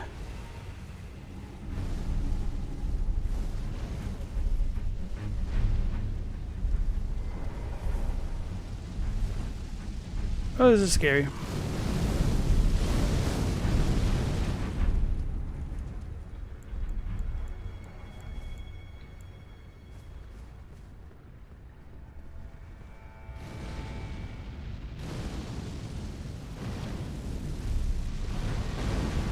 That was the wrong pot after all. The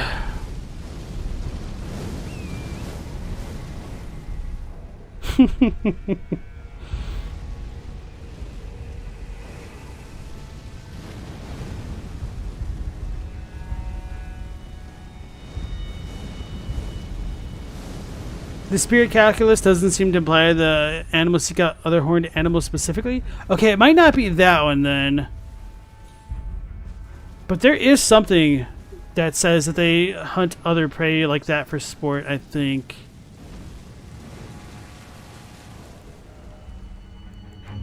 Not the budding horn. Oh, it is the hornstrewn excrement. It is said that the deadliest of the horned predators enjoy the sport of hunting and devouring other horned creatures.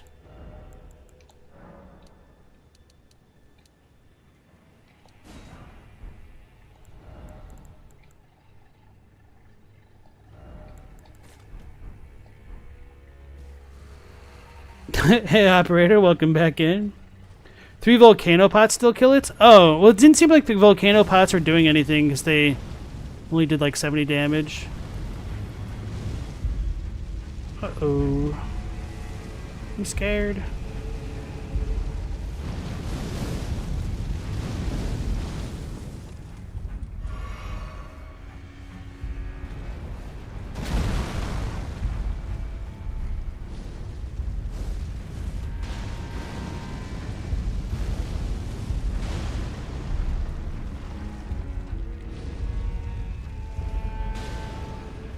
There we go. Cerulean, Sapping, Cracked Tear, and the Furnace Visage. And I thought that one was going to be the easiest one in this playthrough, and I screwed it up that badly. Okay.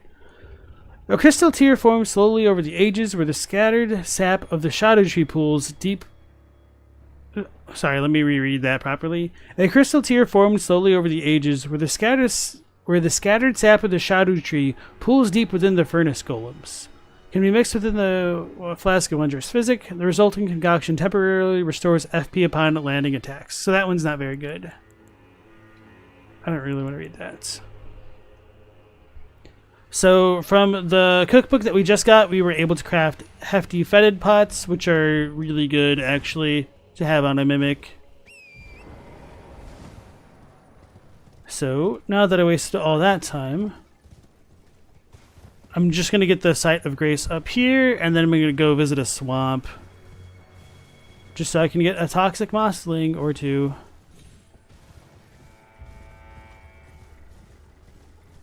The pot throwing puzzle is kind of frustrating the first time around, but I guess it offers some variation from just punching their legs. Like, I don't mind that as a gimmick, but it just could have been executed better in a couple places, or like could have been made clearer.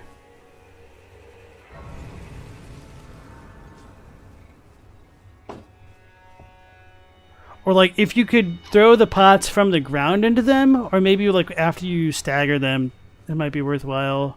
Maybe you can do it, I don't know. Actually, that might be worth testing. So now that I've just been complaining about the furnace golems, let's go fight a furnace golem. Took you a few deaths to figure it out by yourself. Somebody said that there's a note somewhere about it, but I don't know where you actually get it, to be honest.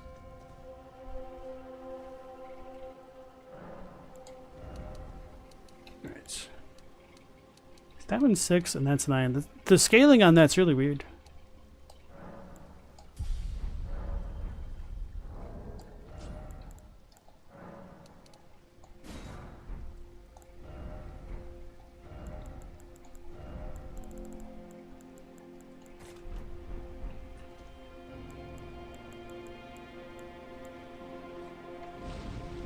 Yeah.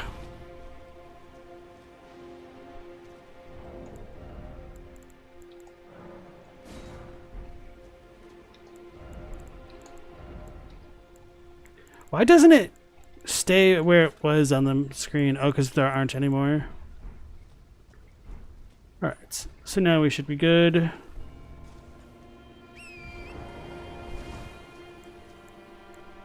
You can do it, just critical strike them before throwing the pots or it won't work. Well, you have to critical them first, or do you just mean like break them open?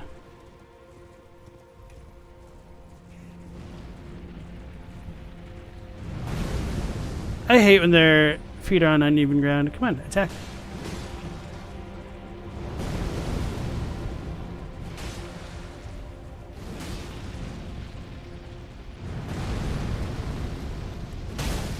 Oh, that was way faster than I expected. Oh, right, we have to do it 3 times. Ugh.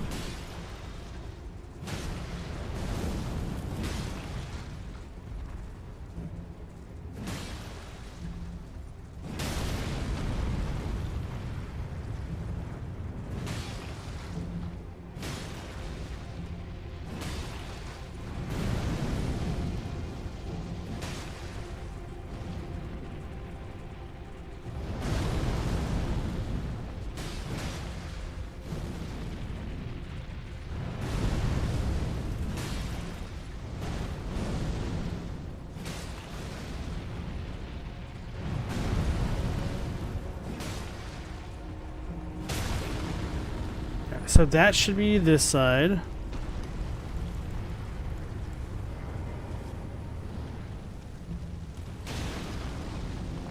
No, you actually do have to critical them. That's so silly.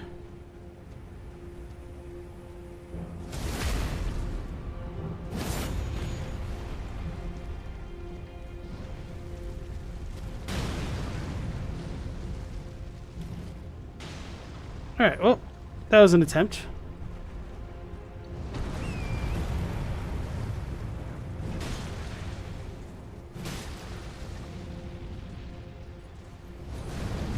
I jumped way early on that.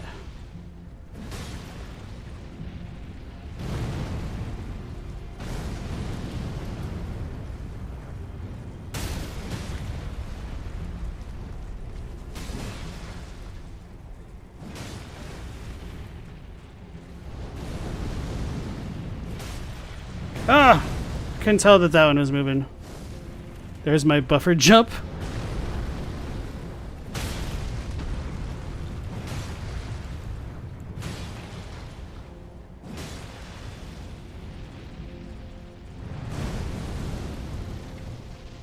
Come on.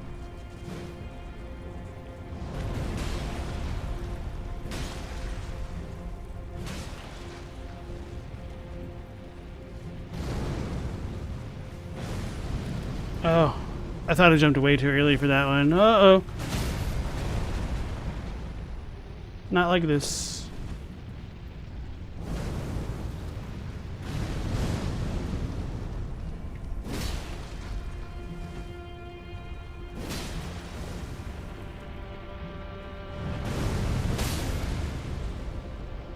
It's kind of funny that I killed them that way.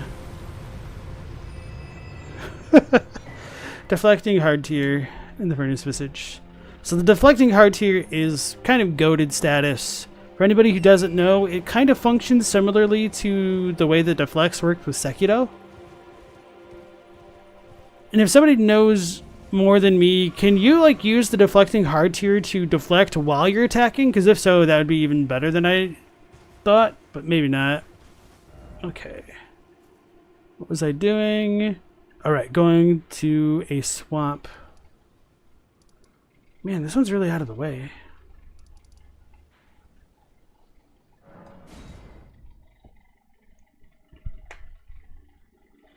You've seen it work just fine on the golems that got knocked over? Well, it didn't work for me right then. That sucks. I forgot to talk to him after the charm broke.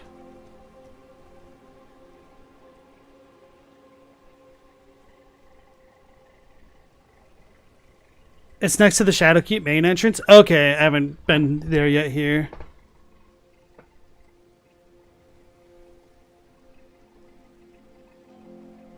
You guess the open and critical state interferes with the bonus damage from the pots? That's so weird. That guy's on the most janky terrain ever. You'd think a field would be fine, but you've seen him go through the ground or have his riposte spot be out of reach. Yeah, it really sucks when you can't actually crit their face. Just blocking, it boosts guard counters though. Okay, that's what I thought it'd be good for blocking, but man, it would be really cool if you could just like power through enemy attacks. Probably too broken for PvP though. And Dylan, thanks for the beautiful finish. Appreciate that. Oh, Whoa. are you not affected? Even with the spell broken, I'm feeling rather lost. Haunted by memories of St. Trina. Her visage, her scent, the lure of velvety sleep. Would kindly Mikola chasten me for falling for St. Trina, while knowing that she was the discarded half? The problem is, I simply cannot help it. I would sacrifice everything just to gaze upon her one last time.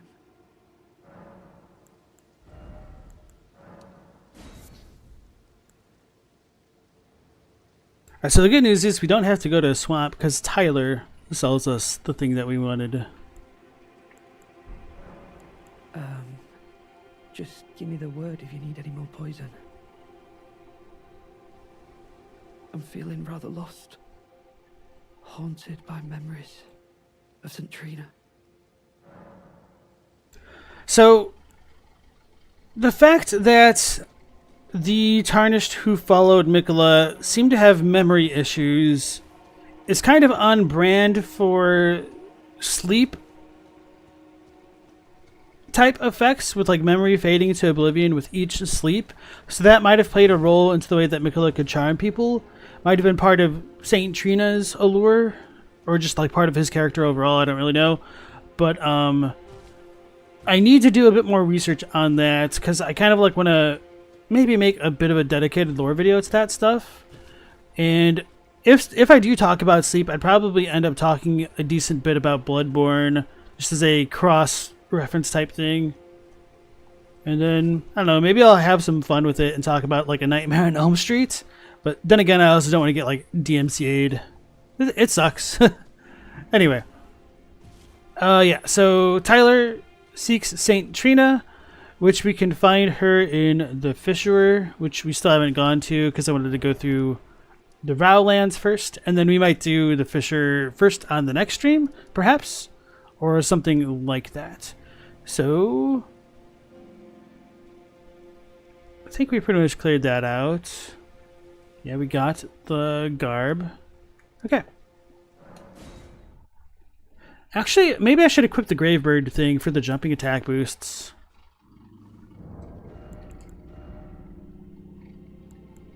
Wait, we got 2 sets of these? Oh, there's black quill armor.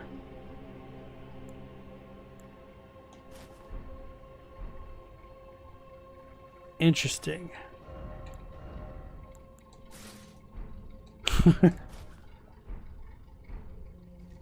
This is cursed. But I'm still medium rolling. Oh, I'm really at the edge of it, huh? Okay. I really have no idea what would go with this. Oh, that's kind of good, actually.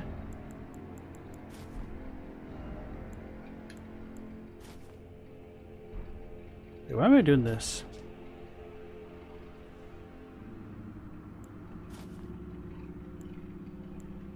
I did like this one the most so far. Right, yeah, I don't have a lot of clothing options, huh? Oh, maybe the little militiamen outside would be pretty good for that with their hoods.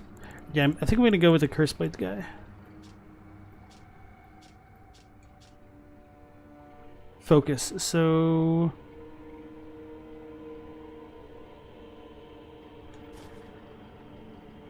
this just increases dex. So this kind of isn't the best thing to wear as far as like my stat distribution goes and like healing. But we're kind of just playing Fashion Souls right now. Lion plus feathers equals Griffin build?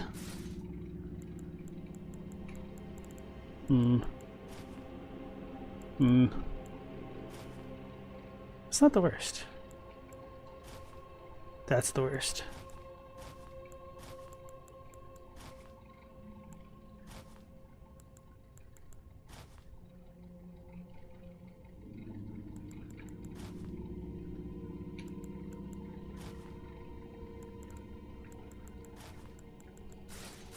I need more edgy armor, apparently. You know what? I don't really hate that as much as I thought I would. Oh, that puts me at heavy load. I was thinking of just potentially using that to offset some of the weakened defenses of what I was working with.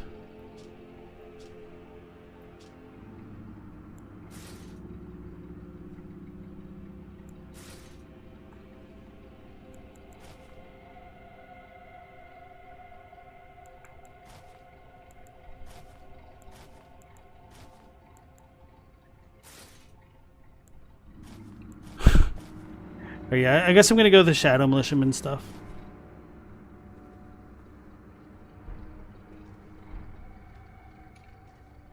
All of this just for jumping attacks? You know what? No, I hate it. I'm just gonna go back. That's why I tend not to do this stuff on stream, because I'm fickle.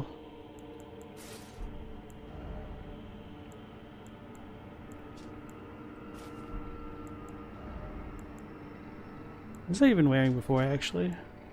Guess it kind of doesn't matter much. That looks pretty decent.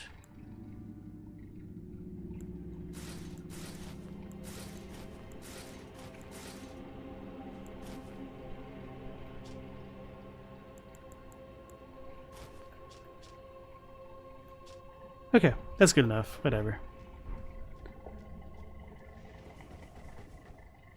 You love the goofy tiny head of the Gravebird helm? I was not paying attention, obviously.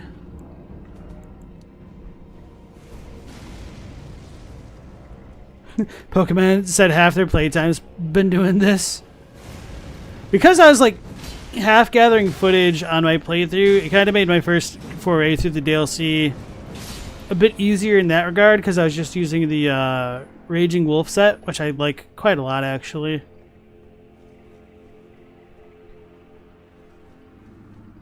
They say Fashion Souls really is the end game, and Elden Enthusiast can confirm since he was invaded by the Drip Inspector.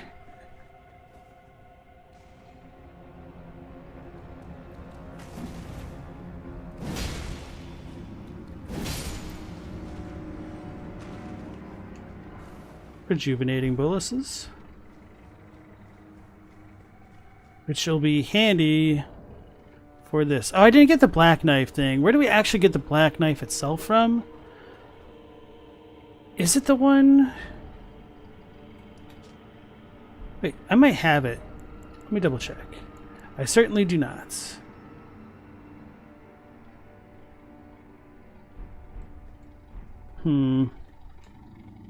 I haven't done this yet, so I'm just kind of curious on a personal level to see how it works.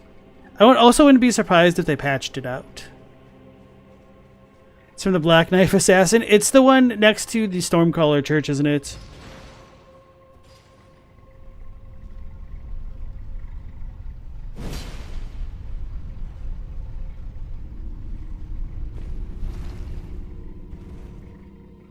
Or is it the one in the cave with the Necromancer Garrus? Okay, yeah, okay, the grave.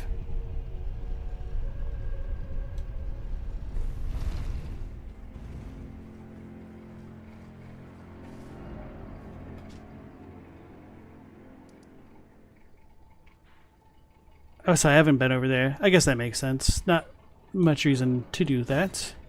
I'm just trying to book it to the DLC.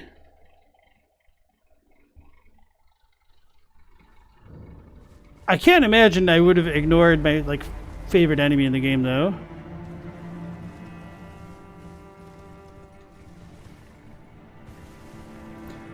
Yeah, it's such a difference coming to Altus Plateau and seeing how like orange and gold it is compared to like the red parts of all of the Shadowlands. Just kind of feeds into that headcanon of mine that the flora gets affected by the gold of the Erdtree, and perhaps the land itself.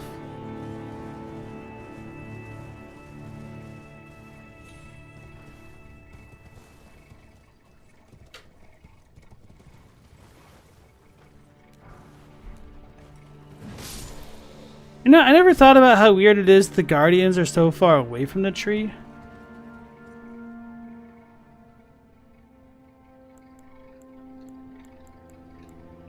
It might be worth looking at the difference in the shade of gold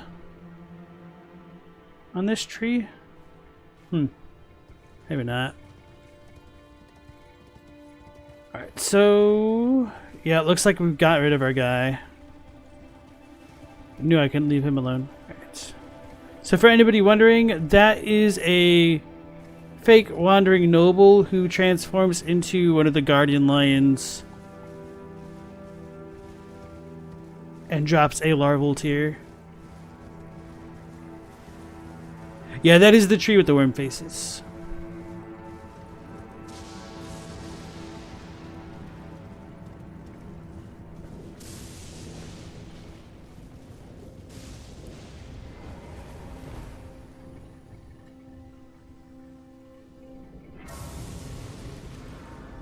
Rip any potential lore of the worm faces in the DLC. I wonder if they took the finger mimics and kind of transformed that way. It's kind of my headcanon at the moment. And then we have Fulgur Bloom, which is neither yellow nor red, somehow. Curious how this is going to work against the Black Knife Assassin, this weapon.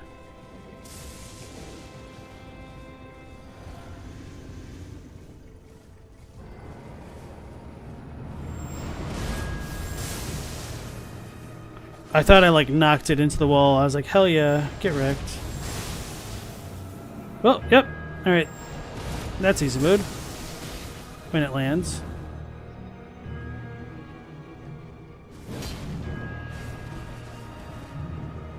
It has its own stabbing move.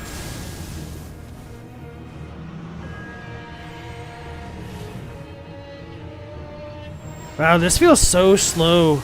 After dealing with the enemies in the DLC. Like, it just so floaty.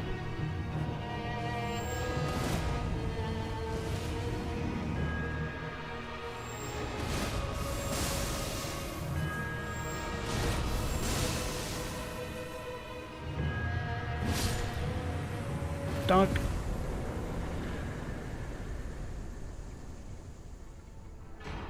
Alright, that's the Black Knife. We'll teleport back to the catacomb and read it. Black Man agrees about the finger mimics. I probably wouldn't have come to that conclusion had I not seen similar types of worms, damn it, come out of Metter in some of her attacks. I'm like, wait, why does Metter have worms like the worm faces? Oh my god! Are these actually 2 fingers before they grow?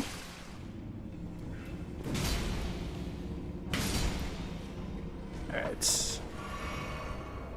So, let's see how this works. I'm lucky I can actually use this, huh? Dagger once belonging to one of the assassins who murdered Godwin the Golden on the night of the Black Knives.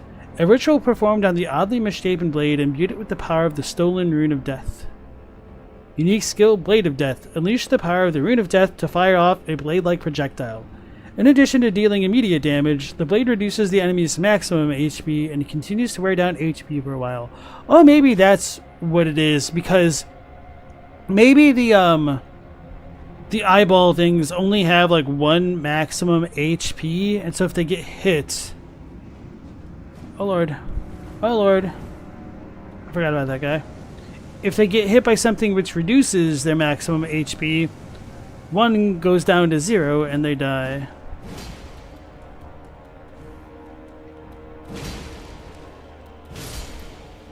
I might want to equip the staunching boluses after all. I know this isn't going to help me right this second.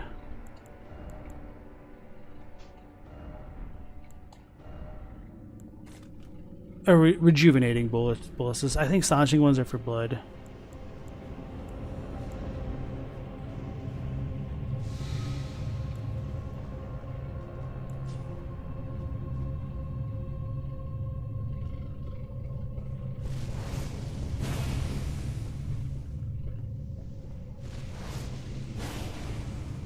I think I'm too low. Alright, I'll do it later.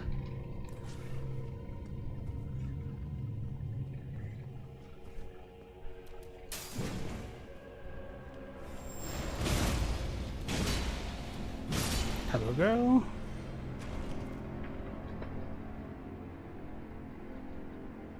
The dog invasion.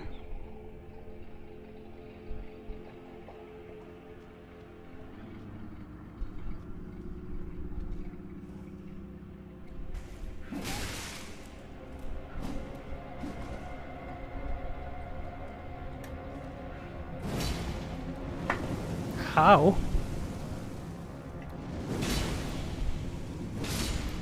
1 second. And then this is the kind of noob trap setup killer. If we try to come this way, the boulder comes crashing through, and then you just fight a bunch of Cabra demons, a bunch of Taurus demons, and so having another recycled... Why is that back now? Well, you got by the oldest one in the book. Venom says, when you started this playthrough, you mentioned how obvious the ball rolling trap was, and I thought he's going to fall for it on a second trip through the asylum. I figured he probably didn't have a lot of hits with this byhander. Wait, what? That's actually really, really funny.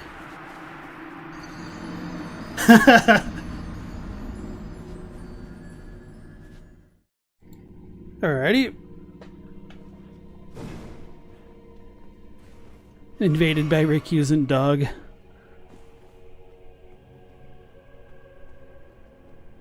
Truly the deadliest of invades. What boss was I fighting the other night? And like my dog walked up. I managed to like kill the boss with the dog distracting me. I felt pretty good. I don't think it was Rolana. It might have been another one. Oh, it might have been the lion.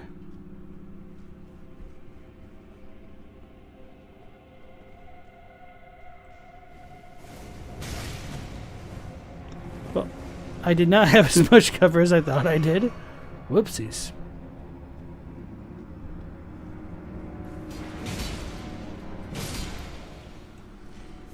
Then we get yellow Fulgur Bloom in this dungeon of all places, which is not hit by lightning, which is kind of weird. I guess it's supposed to be a Godwin type connection, but like another thing that I do kind of wish they did with the DLC was having like more of the craftable items from the base game available in the places. So for instance, we don't have like gray violets in any of the places here. And am I really supposed to try and pretend that like that's lore relevant as much as it is just like dev oversight? Did like the Shadowlands not have gray violets because it's already the land of the dead? I don't know, man.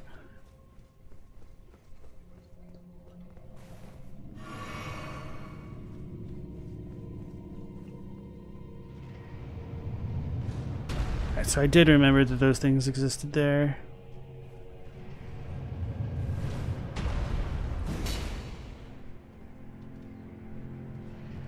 I'm trying to remember if I want to jump down now or if it's better to wait till later.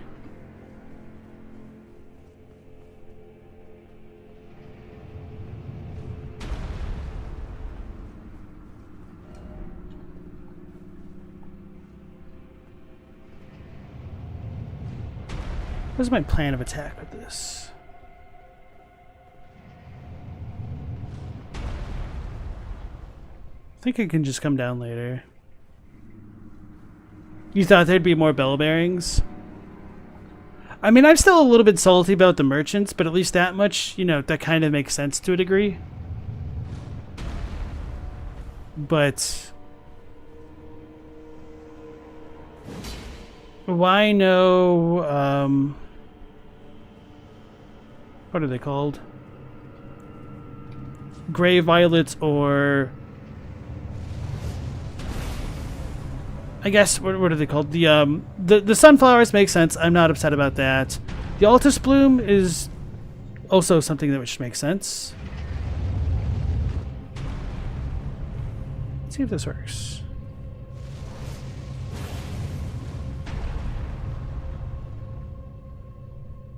I think they patched it, guys.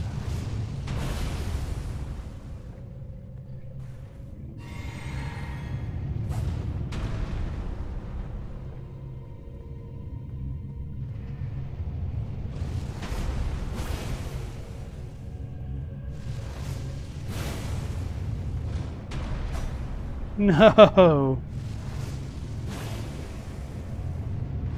Ziostorm lied to me.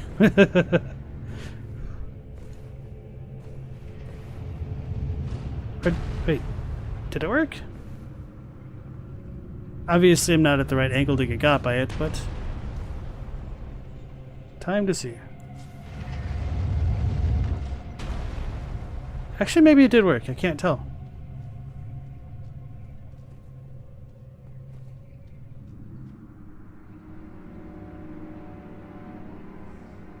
Too paranoid.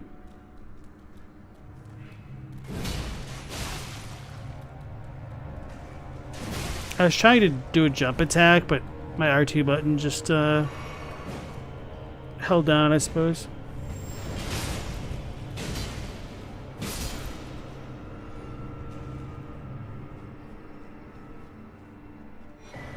Knight's Lightning Spear. One of the incantations of the capital's ancient dragon cult summons a lightning spear while also manifesting ancient dragon crests. On throwing this spear, the crest will launch additional spears, charged to increase the number of crests and add a bolt of lightning to impact. An incantation that was taught only to the most accomplished knights and now a lost art in the lands between.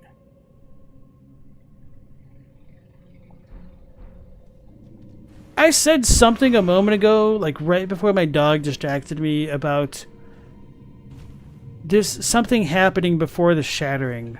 What was I looking at?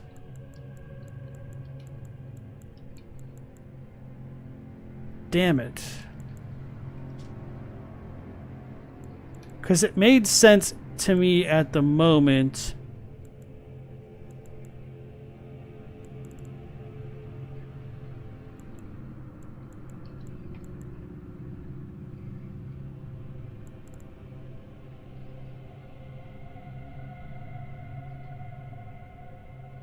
Was it the Gray Violet thing? No? I'm trying to blank. Y'all love that incantation. It's the best one in the game. I heard that the rot lightning spears, that the new rot spear was extremely good for certain encounters. Need 36 faith. I might start pumping up my faith. I was going to try to probably get to 35 eventually anyway, just to be able to use the Black Flame spell. The Noble Presence, I think. Dylan's next character might be a faith caster. Lots of interesting new incantations. Yeah, I was happy that we got a bit more arcane stuff, but also a little bit disappointed that we didn't get more. I still have not done a full like sorcerer build in Elden Ring, or like Dark Souls even. The only caster that I ever did was in Dark Souls 2, just because I did not want to play that game melee. Or pretty much at all in general.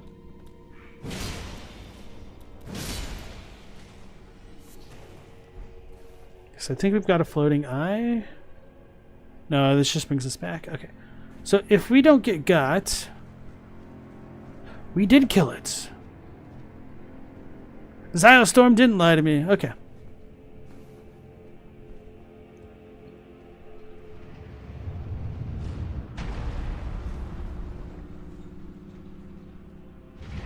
I guess there's no reason to come over here. Huh?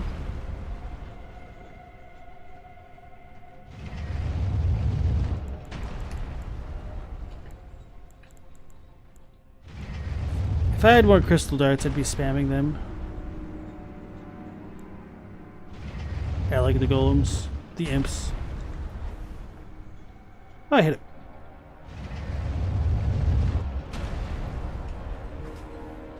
Not like that, I didn't.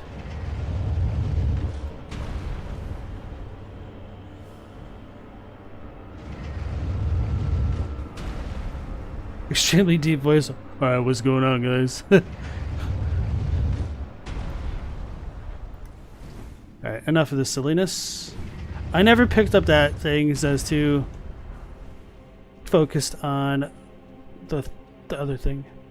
Oh, that's because this is a different spot, that's why. I didn't notice that one either. Cool.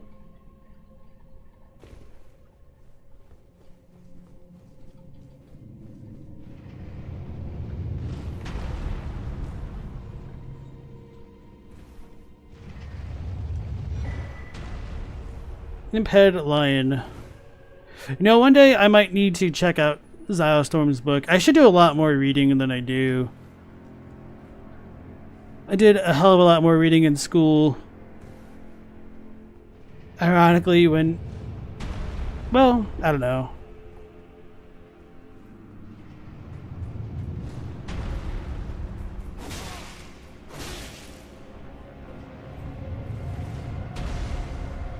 Here I was trying to be cheeky, whereas I probably would have taken less damage had I tried to fight him normally.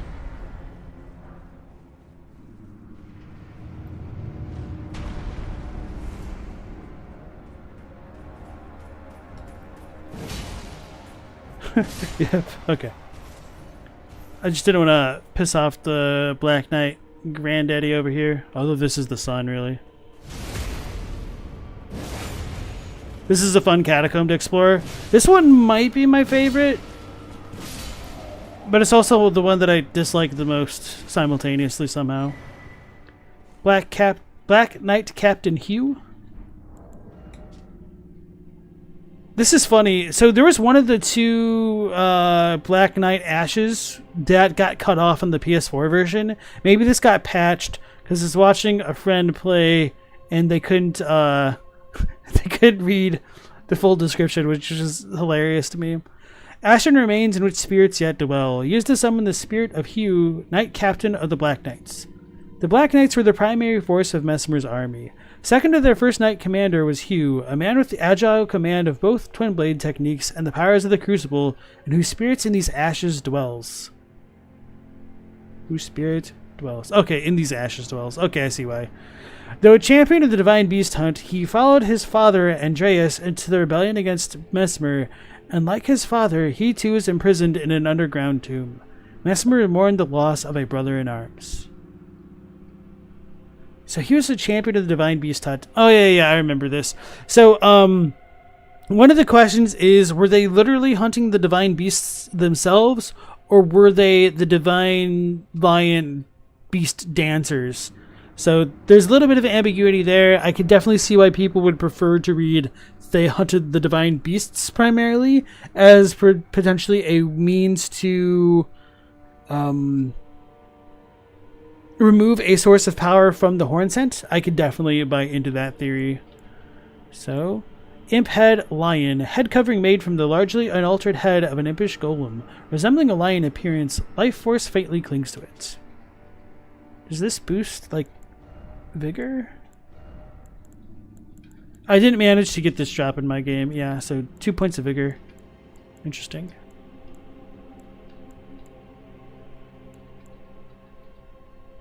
And it is also interesting that the lion depictions on the imps have no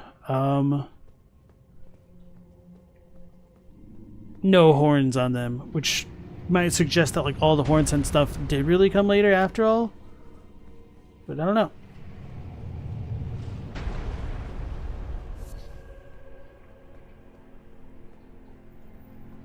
So I did accidentally kill myself coming through this dungeon once, because the first time you come through here, you're not getting hit in the back with the death blight. So I explored the other stuff, came back down here, and I had a decent amount of death blight from like coming back that way across this bridge.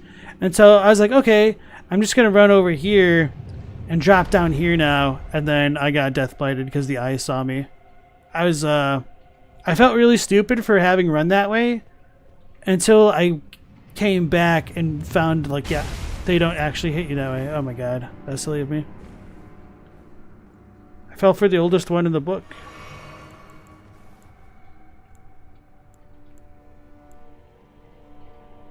Shame we don't get a dragon imp head, the Birdo style. You don't know how it would have worked, but it's fun to think about. They could have done like a dragon heart type thing where it could transform you into an imp or something, so you could shoot a gigantic fireball as a special attack if you reuse the item. That would have been amazing. Really silly, but amazing.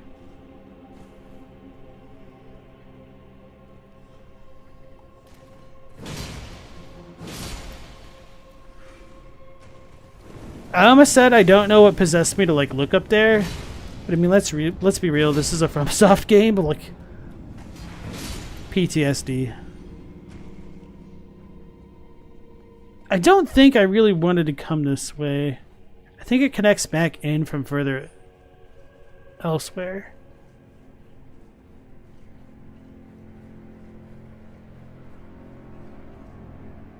It would not be whom later became a doctor. That's an object disagreement there.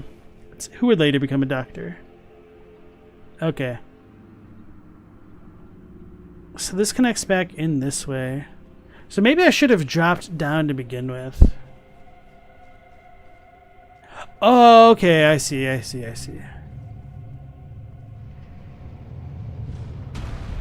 So we're in the clear.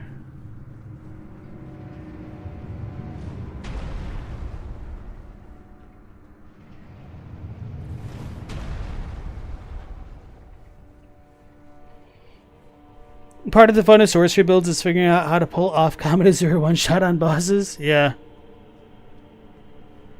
Terra Magica. They nerfed the crap out of all of that again for the DLC, didn't they? Like, they knew that the players are going to be degenerate about it.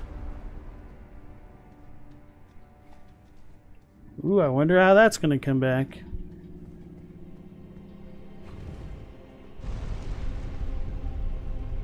This looks like the Faram set from behind. You know, now that you mention it, yeah, I could definitely see. You can see that.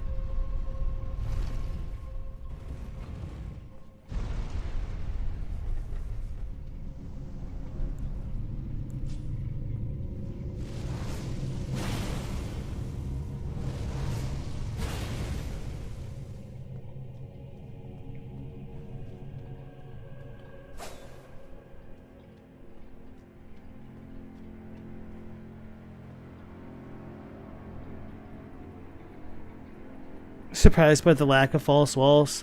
I spent a lot of time hitting all the walls.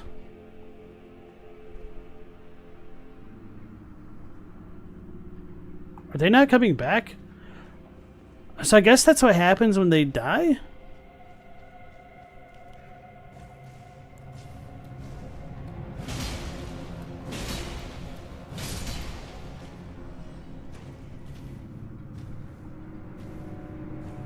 So interesting.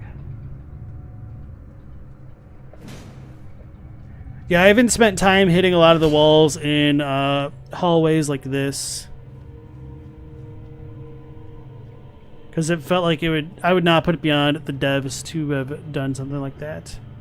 I'm about to get ganked. Oh man, I thought I was sprinting fast enough. No! I needed to have unlocked because they're too short.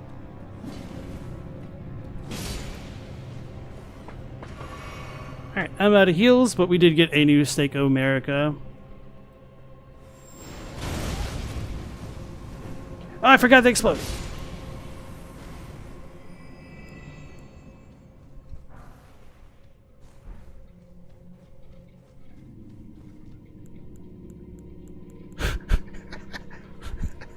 I'm laughing because I just remembered that I never put on Flame Cleanse Me. Because I was thinking of how it'd be nice if I actually had one of the healing incantations on right now. Of course, I could put on the Dumpling and do it. Or even use a Precious Divine Blessing. Because this dude's probably going to kill me from running around. I think when I came here on my first playthrough, I'd already had the Lamenter Lantern, which was really invaluable for getting through stuff like that. God, that's so cheap.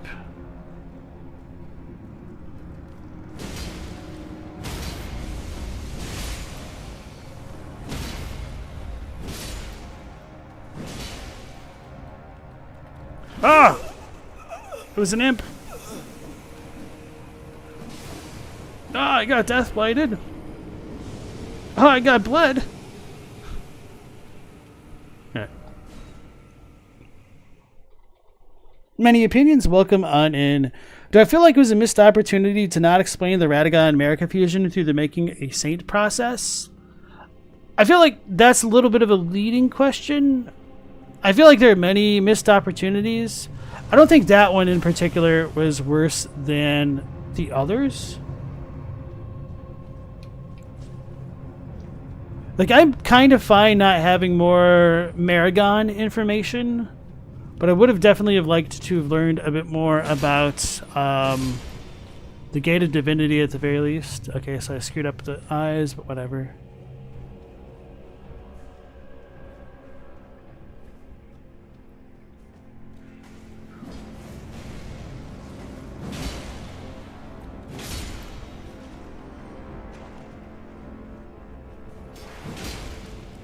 Alrighty, got him. So don't try to dash. Learned it.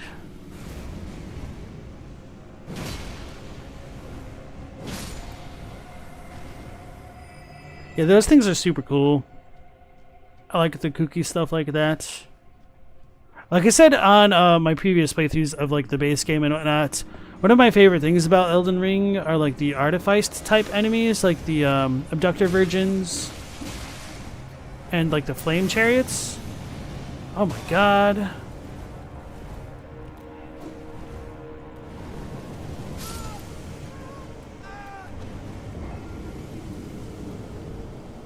I could have played that better. I should have just tried to spam heal after all. There go my runes. The fact that that dude still has like a decent amount of tracking on you even when you're not anywhere in his line of sight is a little bit oppressive.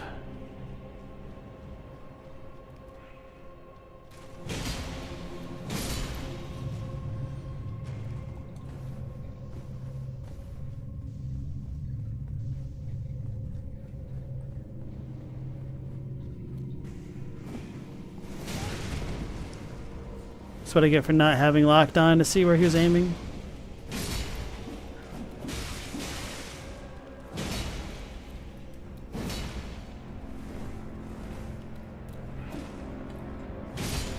Alright. Imps are so tricksy sometimes.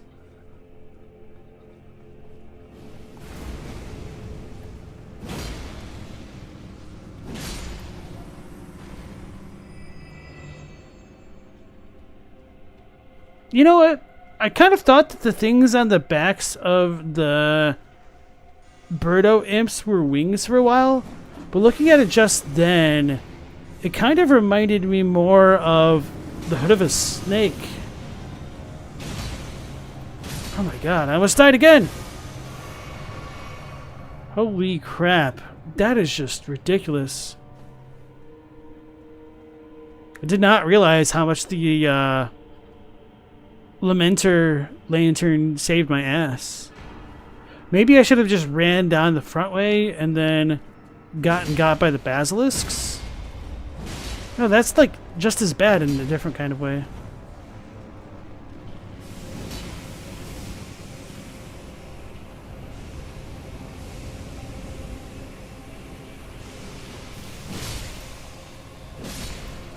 Oh god, oh god. Oh god.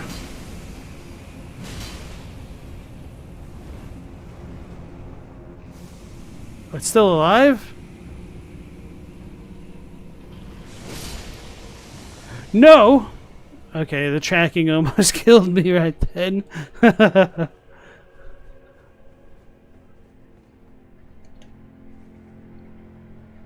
Don't all the imps have the evil little wings, though? You might be right. I should double check. I don't think these do. But no, I do remember some of them having them. Yeah. That's true. Okay, so just because it was on the back of a giant head, it kind of looked more like a hood than like a wing thing. Fair points. Fair points. No wonder why I thought they were wings.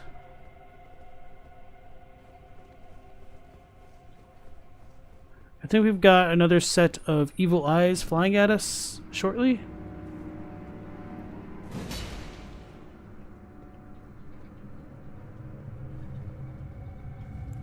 Ugh.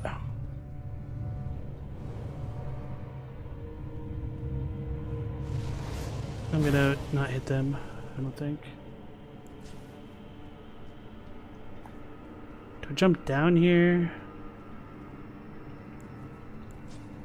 Okay, so I did manage to turn them off. That makes this a lot less stressful. So this is toward the boss arena. This is an elevator going down. Strong foe. It's so crazy that that works.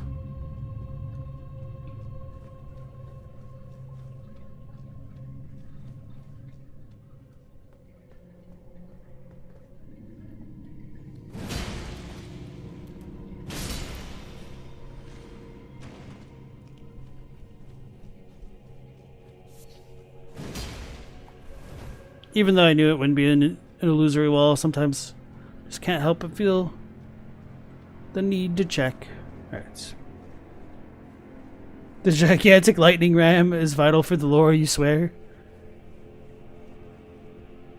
Operator would like the catacombs a lot more if they weren't always filled with a bunch of jerks. Isn't there another dude around the corner? Yeah, I do kind of like the catacombs in the DLC, but by the same token, bro, come on. I'm gonna die. Not like this, please.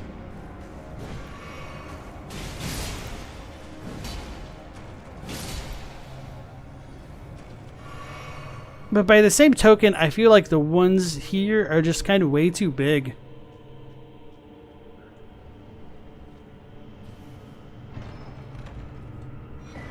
Ancient Dragon Knight's Cookbook. Every time I read Ancient Dragon Knight, I have to hold back the temptation to follow it up with Kristoff.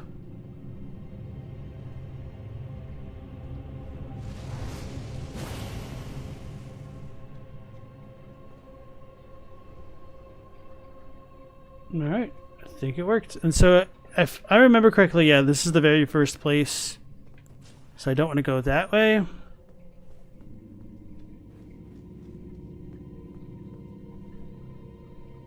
Then this dude will turn around if we get too close.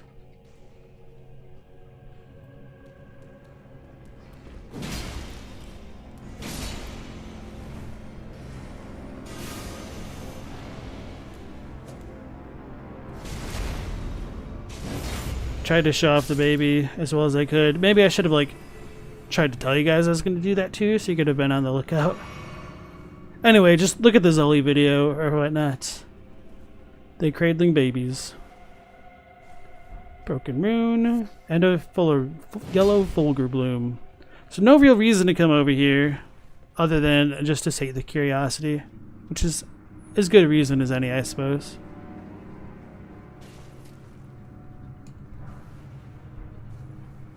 Right, so now we can go back to the boss arena.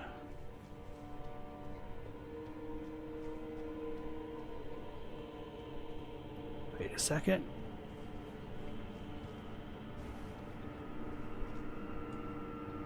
The boss Hyeta. Are you happy or sad we didn't get a death swamp? You know, I guess I'm kind of indifferent. The swamp areas never really bothered me in the game. Except the one exception would be in Demon Souls. I'm not a fan of the Valley of Defilement. Well, I say that like more like I wasn't a fan of it on a first run through of the area, but now that I know like there's items there which I can just completely ignore, it doesn't really bother me. Like I can ignore the annoying parts. Damn it. Alright, so I need to go this way now.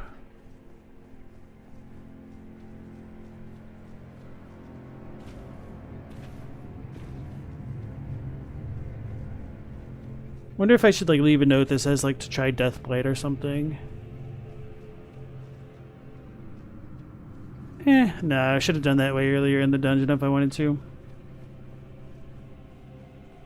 It's whatever.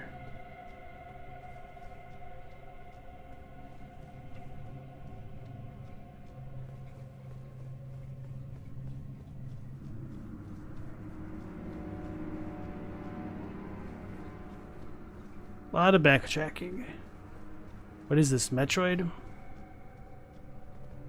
I playing Zelda now?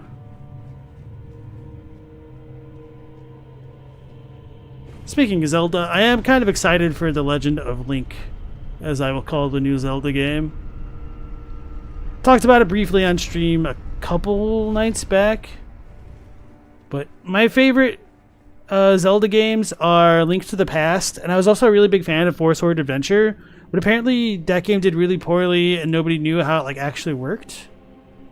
But it is essentially also done in the same style as Link to the Past.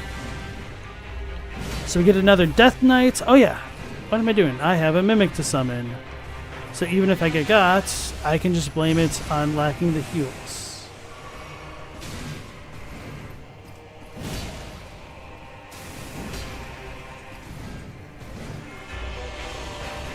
I was hoping the pillar would stop him.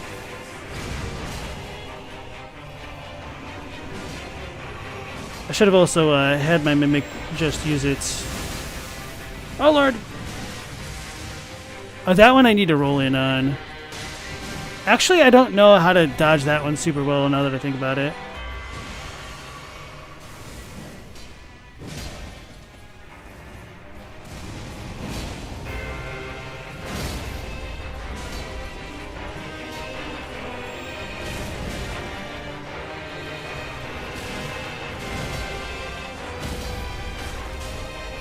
What the hell is that? Oh, the damn throwing knives. I never took them off.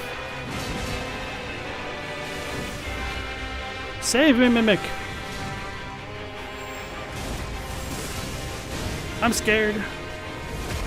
Oh, you can backstab them? Oh, yeah, I think that's right. Yeah. Sword and board. Oh, I was trying to R2. It didn't do anything.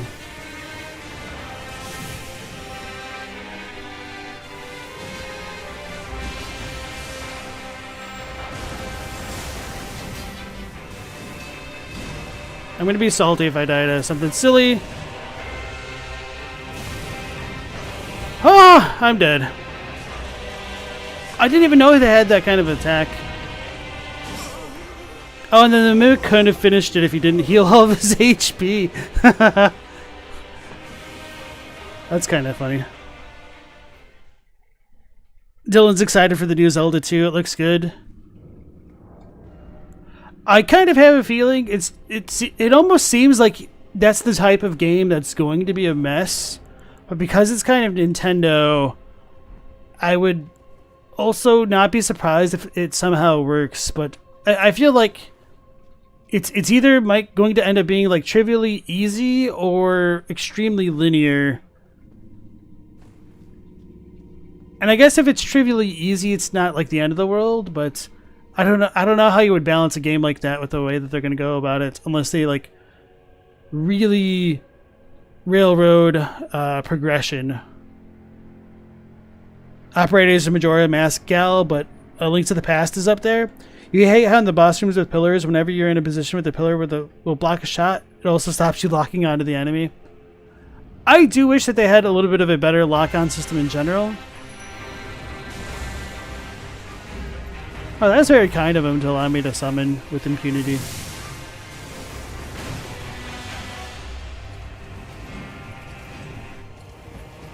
I'm scared. Okay. Thanks, bro. I never crafted my pots for Mimic Supremacy.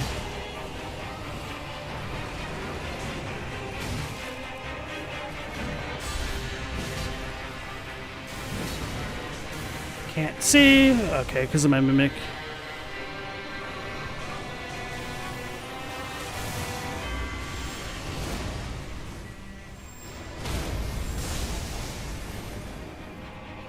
Can I keep him knocked down?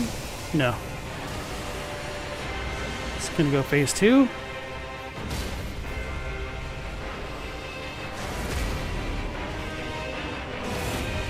I was hoping he was gonna get rotted.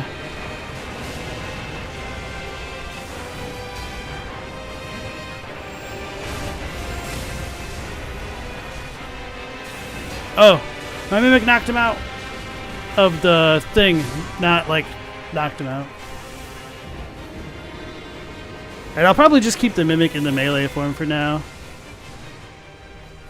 because it was doing pretty well with keeping him staggered with me. Yeah, the way that I dealt with these dudes originally was I just sworded and boarded them because they're really weak to being strafed. Do I even want to summon the Mimic? Maybe, maybe not. Let's just do no.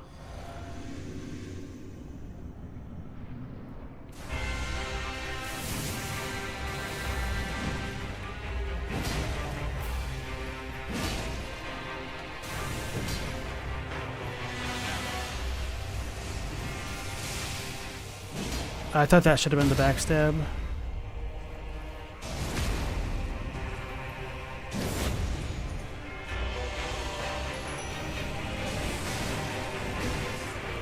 Uh-oh. I just panic rolled the hell out of that. I was trying to be cheeky.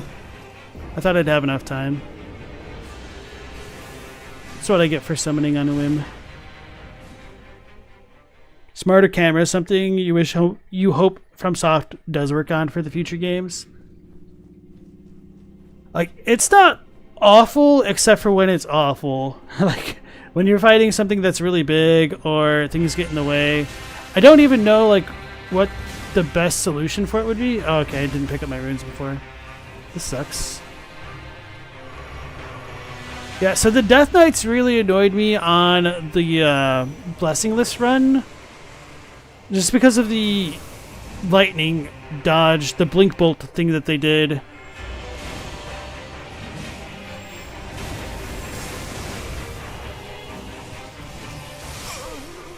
Holy crap! Okay, that felt like the old times. I wonder if I got shotgunned by like 3 of the bolts at the same time. That was intense. All right, let's. Oh, I need more poop.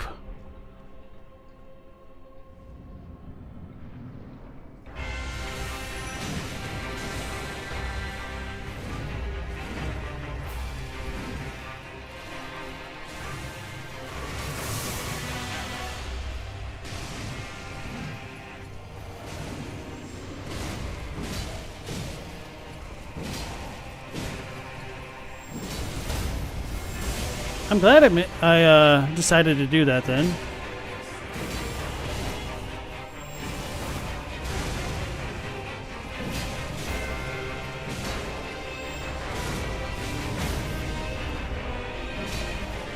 Oh, damn it.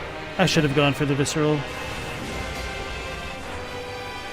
May as well heal. What is going on?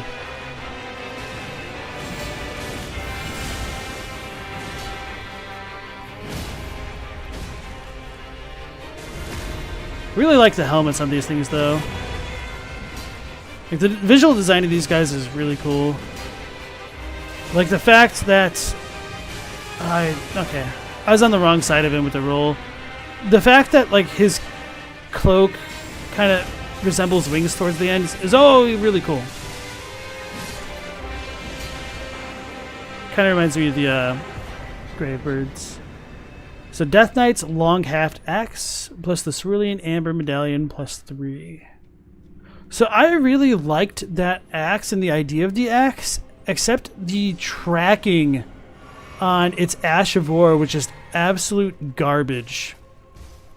And so I didn't even try to bother using it. Alright. A long-hafted golden axe wielded by the Death Knight. Bears a representation of a decayed golden ring. Crackles with lightning, the power of the capital's ancient dragon cult. The knight, once the personal guard of Godwyn, was also the protector of the Prince of Death's cadaver surrogate. Unique skill, Blink Bolt, long-hafted axe. It's the same as the other Blink Bolt stuff. And from the second cookbook, we get Dragon Bolt Grease and then the Drawsting variant of it. So these medallions of the largest variety were conferred to Godwyn's inner circle of distinguished golden knights. So yeah, that's pretty much it for their lore. I think we need to go to another catacomb, and it's just randomly on the corpse of one of the dudes in there to get their set. Can I actually equip that axe right now? Just to show you guys. Oh, I can't. Okay. Oh no, these are the dual ones. The place that I like to test a lot of Ashes of War tends to be where all the rot boys are next to here, just because there's a bunch of things to hit. If I like Zelda, have I ever heard of Lena's Inception? Maybe I have, but it's not ringing enough bells to remember what it was then.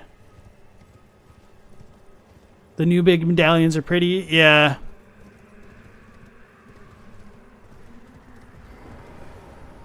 Blink Bolt, long hafted axe.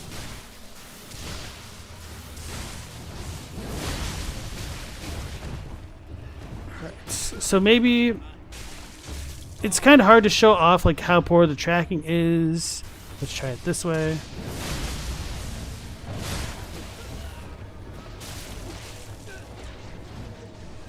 Because I've definitely missed a couple things before.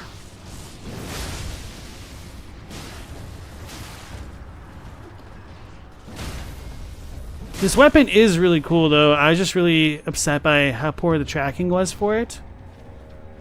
Otherwise I might have really considered using it.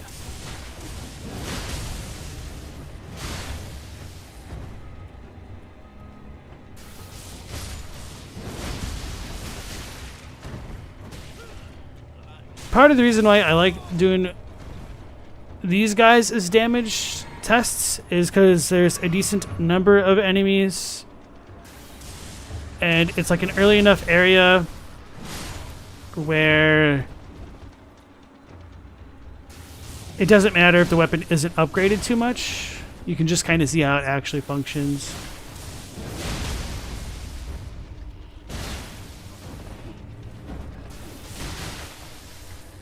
That was weird. Oh, I must have been out of stamina. Okay.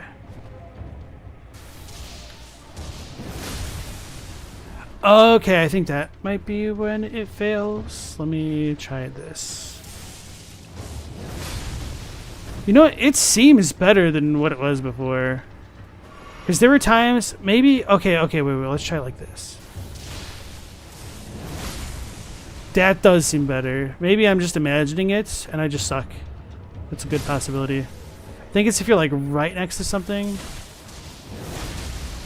No, that seems better because I'm not missing.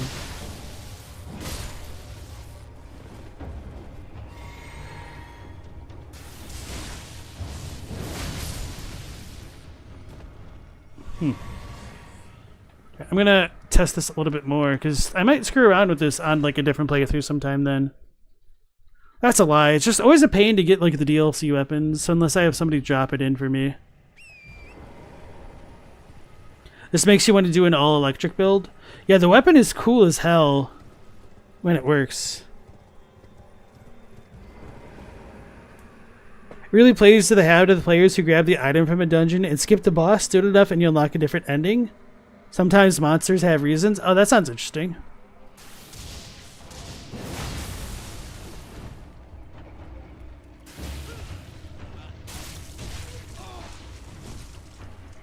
Scallies use the gigantic land squirts by the ruin-strewn precipice. Big targets, and they have a couple thousand health each. Alright, so let's try something further away. That seems fine.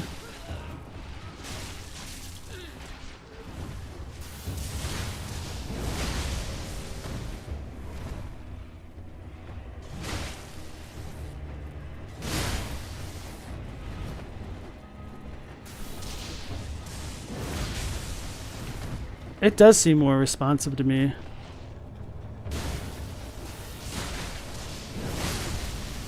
Because there were times I was trying to do that at melee range and missing the second hit.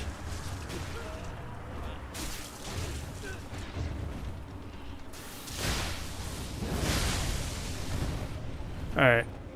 I'm done messing around with this. As I get grabbed.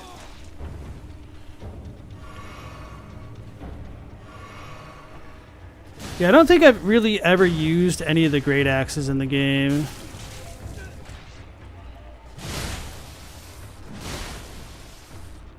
Which is partly why I'm getting grabbed so much, because I don't know how the weapons work. This is pretty nice, though. And this actually does a lot of damage for a weapon that hasn't been upgraded.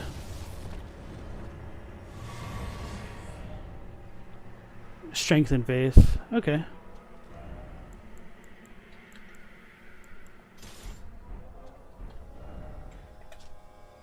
Alright, so now that we cleared out Rauh, I'm not sure what I want to do next for the tiny bit of stream that we have left. I don't want to do that. So I guess we could go up towards the Shadow Keep. I guess we could do Hippo and then just kind of like leave things there. There's another furnace golem around there, so probably won't have enough time to get to Hippo.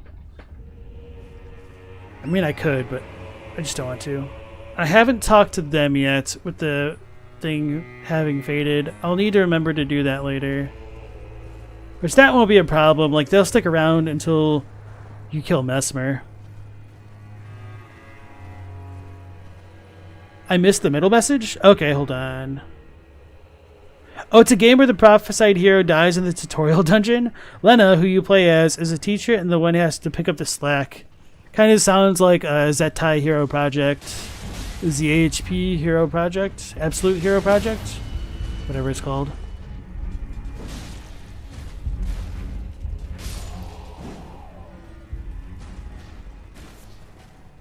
For anybody who doesn't know what Zettai Hero Project is, which would not surprise me, it's a kind of like a satirical game where you're just some guy and you see like the hero that's supposed to be the savior of the world get hit by a car on the way for him to go save the world, and he dies. And then he like gives his heroic transformation belt to you, and you're supposed to like impersonate him and save the world in his stead. And it's a pretty fun game. It's kind of like Pokemon Mystery Dungeon, I think, or Shiren the Wanderer, if y'all know what those games are. Uh-oh, I pissed him off.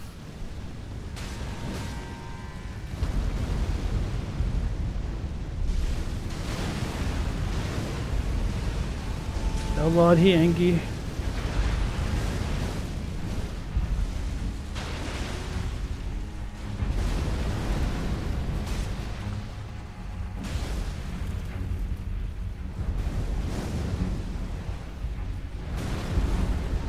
I do hate when their feet are on uneven ground, and sometimes they just have a really quick follow-on stomp. Okay, I jumped too soon, and then Torrent almost died with one hit, which is super cool.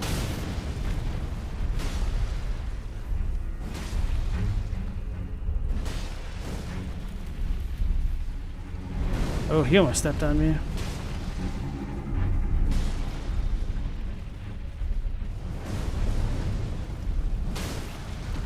I thought that might break it.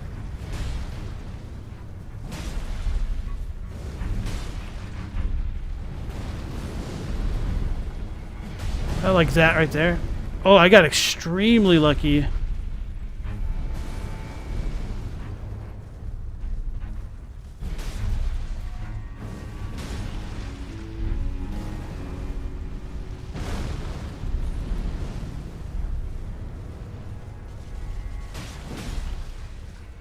I don't remember what foot I was hitting. I think it's this one.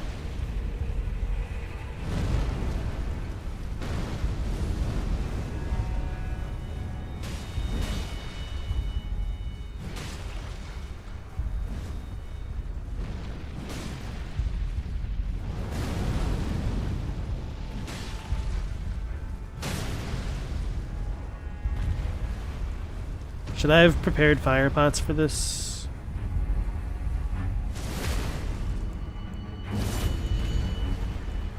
Nah, I mean,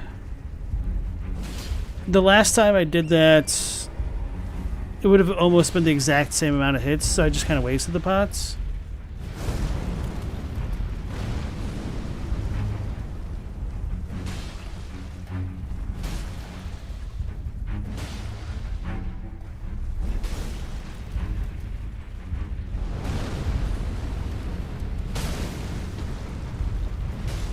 It's very Zelda-like, and Nipponichi rules.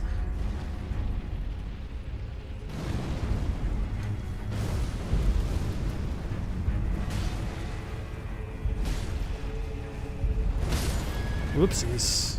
Sorry, Torrent.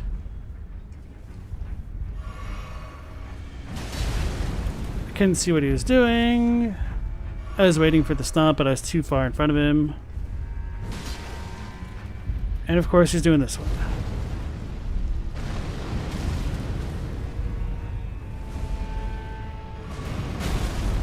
I hate furnace golems, y'all.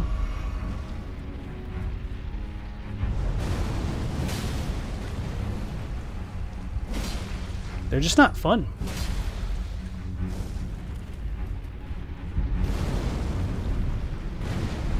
I jumped too soon.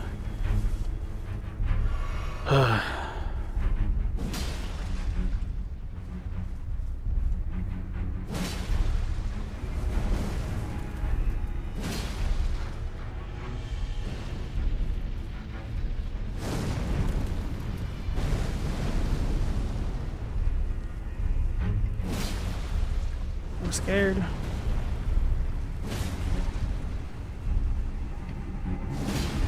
I was trying to YOLO it.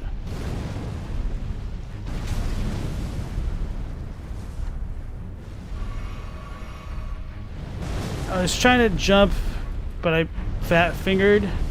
Oh god. I was gonna be so salty if that killed me.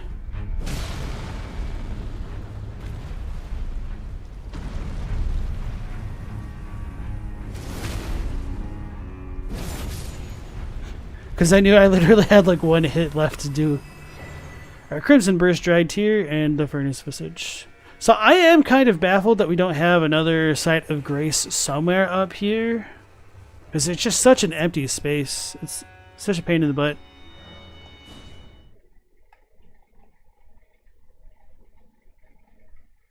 It's Henshin Hero gone terribly wrong. After every dungeon you drop back to level 1. Yeah, it's a roguelite. You keep the stats you gained. I really enjoy those kind of roguelites. If you are a big fan of ZHP, I would highly recommend checking out a PS1 classic called Azure Dreams. It's kind of the same thing, except you also get like a little monster companion or two, which could help you traverse like the dungeons that you go explore.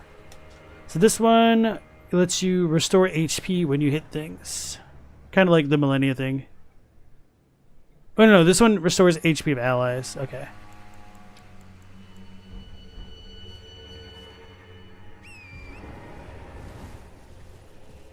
Maybe sometime it could be a for fun stream. ZHP?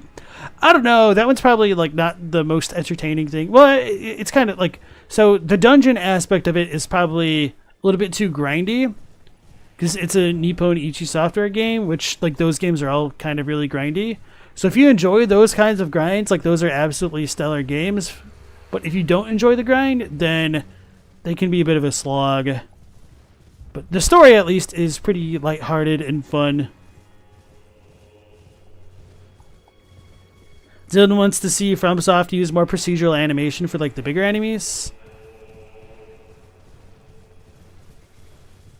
Could you elaborate like on like what you have in your head for that? Because I feel like the most procedural animation stuff, well, I guess it would really be animation. The most procedural stuff that they did would probably be like these landscapes with like the trees and the foliage in many places. Now I don't remember what tents have valuable things in them. So this is going to be annoying. How many of these do we have now? Just the one. Okay, that's what I thought.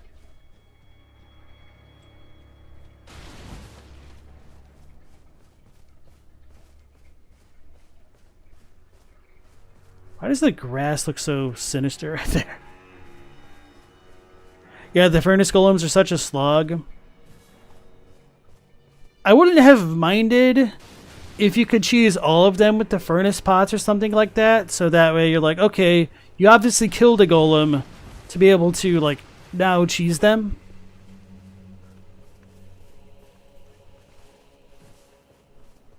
Or if you only ever had to fight one, maybe two, like the way you do.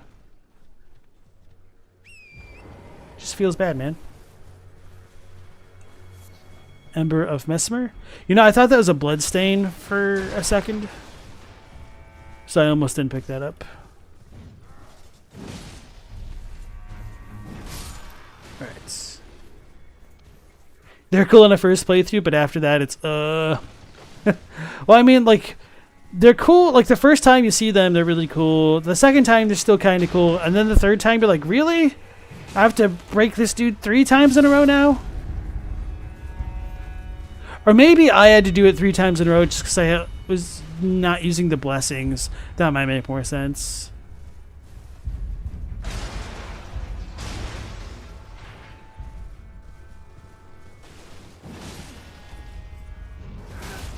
That's what I get for not doing that.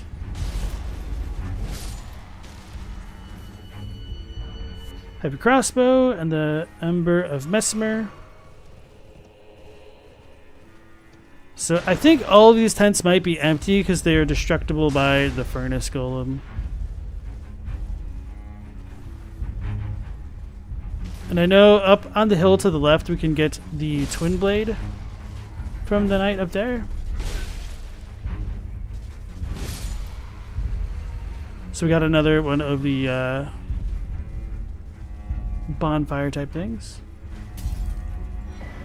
Battlefield Priest Cookbook 3. Okay.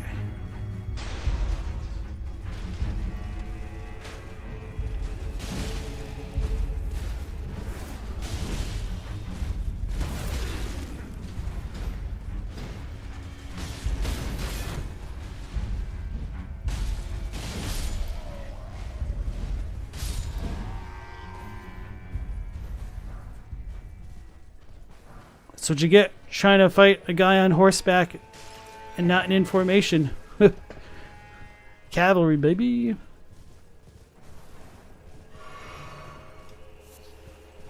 Alright. I don't think we've read any of the Embers of Mesmers. Alright, apparently not.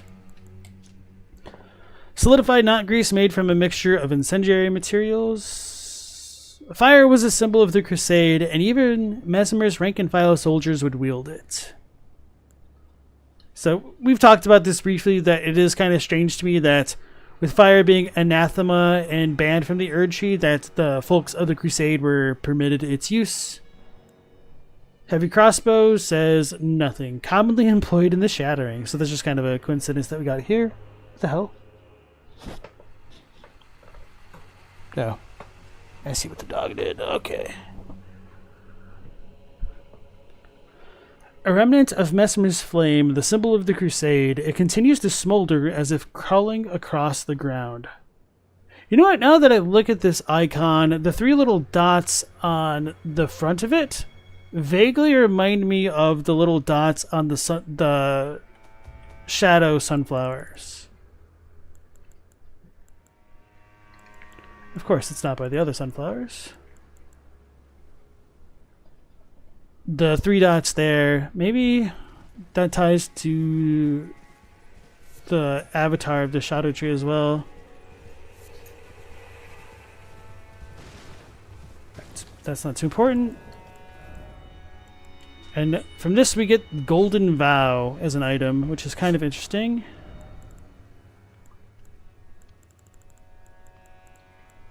Where is it? There it is.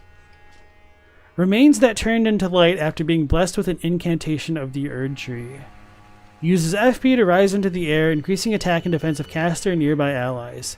The incantation serves as a rite that honors the comrades who placed their faith in the distant Erdtree and gave their lives in the Crusade. And because this does use the ancient symbol of the Erdtree, many wonder whether or not the Crusade took place before the era of Erdtree worship, which might be possible. But if so, that doesn't really work super well with like the Karian connection to Mesmer, because Radagon was already using the Barrier of Gold incantation. Do I have that? He was already using Barrier of Gold. I don't have it. He was using Barrier of Gold, which has the Erdtree worship sigil on it. So we've got a little bit of a timeline conflict with R'hllana helping Mesmer, and that presumably being after like Radagon read R'hllana. So why does the Golden Vow thing show the ancient Erdtree symbol? It could just be because they're still trying to draw on the power of the Erdtree, maybe because they had like that kind of level of faith in it, because they didn't know it was sealed away, or maybe it all happened before the full end of the Age of Abundance. I don't know. And hey, are you not? Nice to see you again. And Astenex, you have a good night as well. Dylan was saying procedural animation is starting to be used more to do character animation, allows for much more fluid walking and moving that is dynamically responsive to the environment. Okay, so you meant for that. I was wondering if you're like thinking of like procedurally animated attacks and stuff. I see what you mean. It reduced the wonkiness of the bigger enemies not really responding right and clipping through the irregularities in the environment. Well, apparently, like one of the hardest things to get right in any physics and game engine are slopes. So I'm not really surprised, but you might be right that procedural animation could be the way to go with that.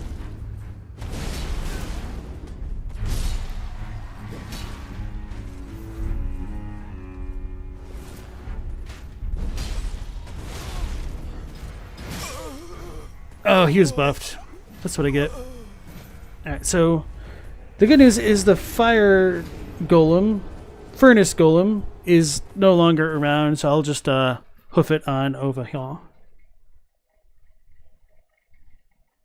The Golden Vow spell is the ancient Erdtree incantation. True story, but I mean, just like the fact that this was made expressly for the purposes of the Crusade and still has that symbol is interesting. But yeah, that's a good point that the actual incantation itself is kind of older. So I suppose that makes sense. Wait, I'm going the wrong way. Wait, where's the Shadow Keep?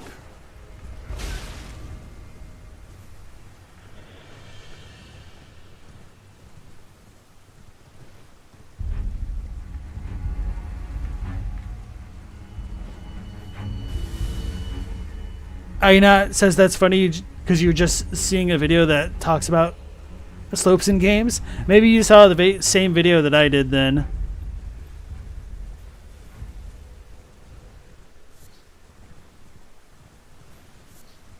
But that's also like one of the biggest differences between like an indie dev and a AAA dev, where you have a lot more resources to deal with things like slopes.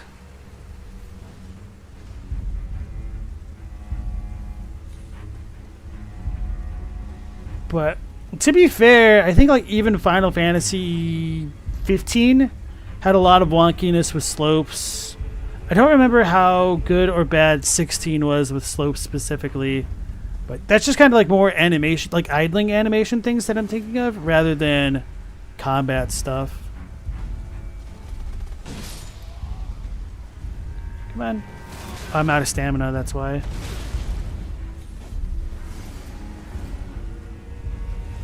I'm mostly healing for Torrent at this point.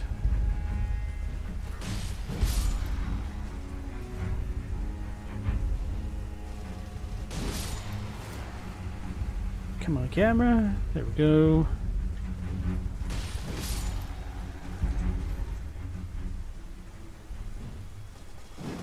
I let go too soon.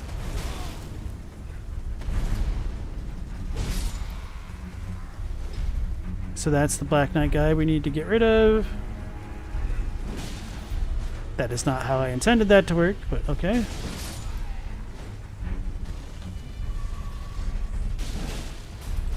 It's kind of funny, like when they're considered mini bosses versus not. So we get the auto-looted Black Steel Twin Blade, and then the manually looted Gauntlets. Cool.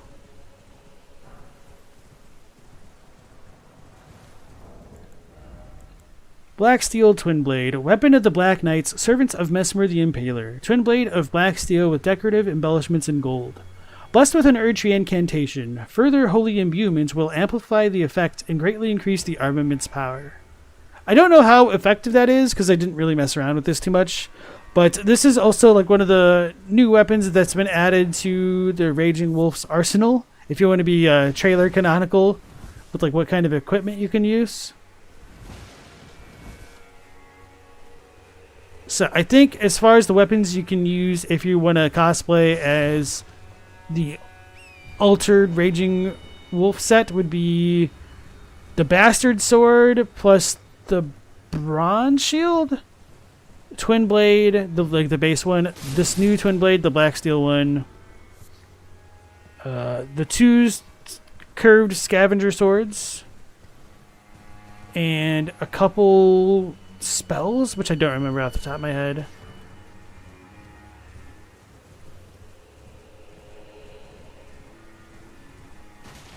Mesmer soldiers can really catch you off guard. They pack a surprising punch sometimes. Oh yeah, even to like the very end of the game, they're able to one-shot if they're buffed up like that.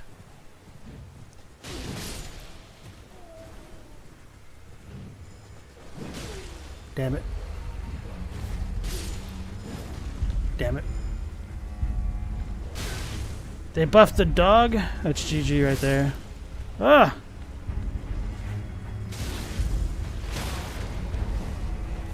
I hate the perfumers.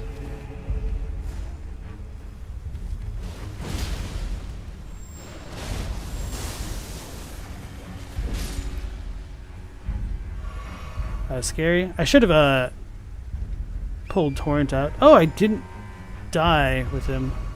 I thought Torrent died for sure after hitting the perfume.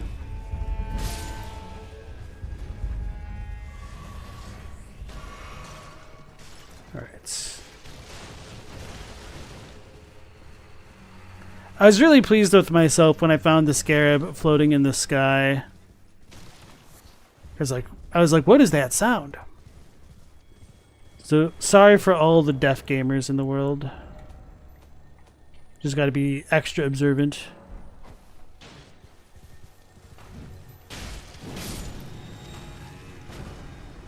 Ash of War, Rolling Sparks. And this is a perfume Ash of War. It scatters perfumed powder before you, triggering rolling explosions of deadly sparks. The properties of the sparks are determined by the perfume bottle used.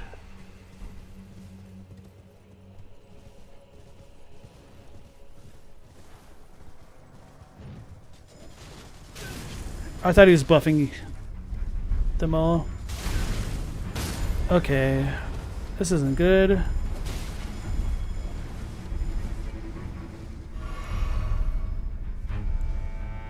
Wrong button.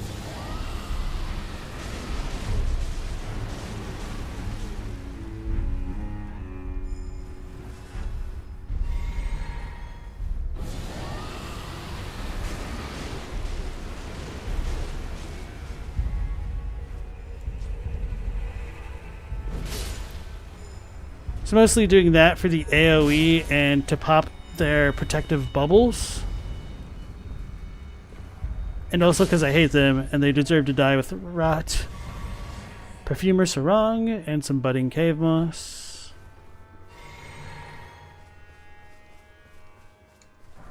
Somber smithing stone. I thought there was like one other decent item. Maybe it was just the perfume ash of war. So that's the swamp from the other night stream with all the grave birds. And this will take us toward Regalia and whatnot. Okay, so that must be it for this little region over here. And now we just have the Shadow Keep in front of us, I think. And somebody said we get the note to tell us about the furnace golems around here. Oh, right. We have the visage dudes over this way. Got some... Is this dude horned? Maybe it is horned. I can't tell. It's moving too much. Anyway. Furnace visage, plus some Mesmer soldiers. Another visage.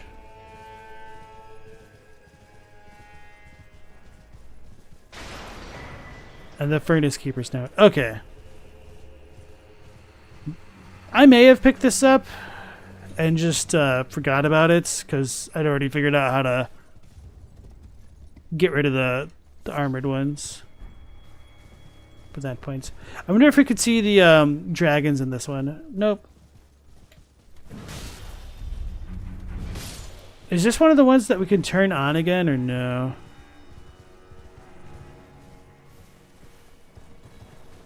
It seems like it wouldn't be.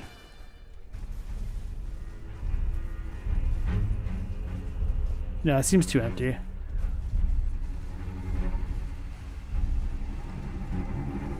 Alright, so I'm just gonna explore over here real quick because I don't remember if there's anything on this side.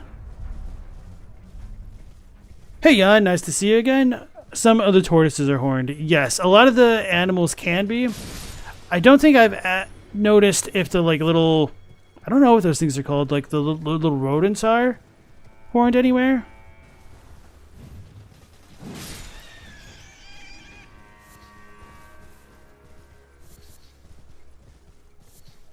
Alrighty. So I guess there's nothing this way, which is what I thought. Lump of flesh. So I'm going to go to the site of grace in here. Then I'm going to go back and pick up a couple more pieces of poop. And then I will try to kill the hippo real quick before ending tonight's stream.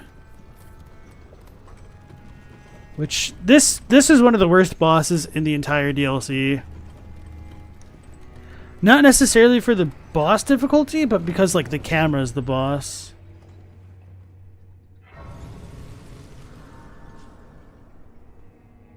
The giant gold sheep are surprisingly dangerous. Dylan caught their ire for some reason and it didn't go well. Oh no, I believe it. I don't know if they ever killed me. I don't remember. But they are pretty rough to deal with if you're melee. Probably not so bad if you can like attack at a range. Just because of their rolling attacks make them pretty mobile and they're kind of tanky. Big boy in tiny room, yeah. What's the quote with the Chris Farley? Like, fat guy in a tiny suit?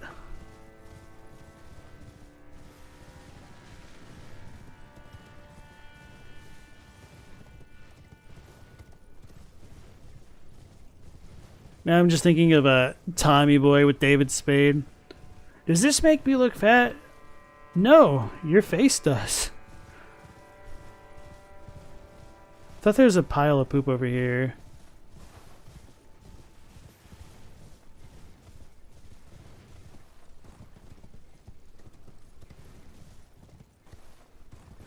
Yep, okay. Okay, so it's closer to the bear. So that'll be enough to make 1 pot worth of poop.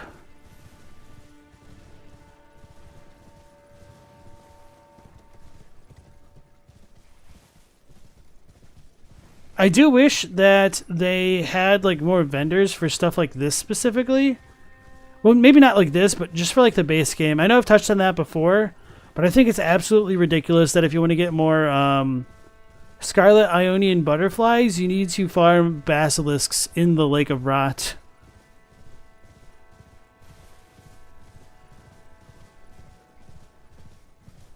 Isn't there another pile of poop around here? So that's for Rugalia.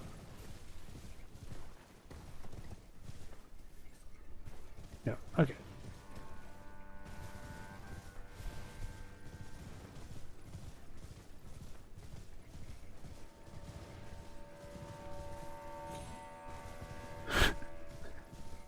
The absurdity of like scouring a landscape for poop is just kind of really funny. Here it is. I wanted more poop than that.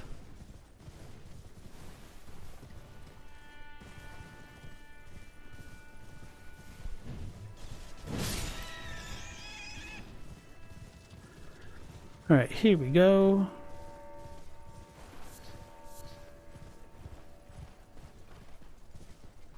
So is it really just like 6 total per reset?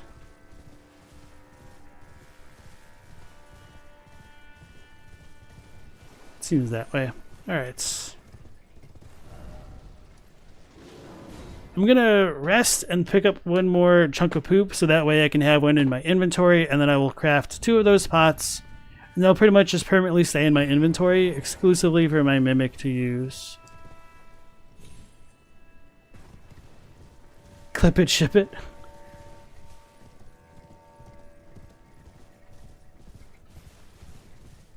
So many nomadic merchants, so few actually useful items to buy. Well, not only that, it's like when they do have items that are useful, they have a limited quantity. Like I am almost a little bit surprised that you can even farm the poop here. Like I would have almost expected there to just be like a one and done type thing. Damn it, I pissed off a boar.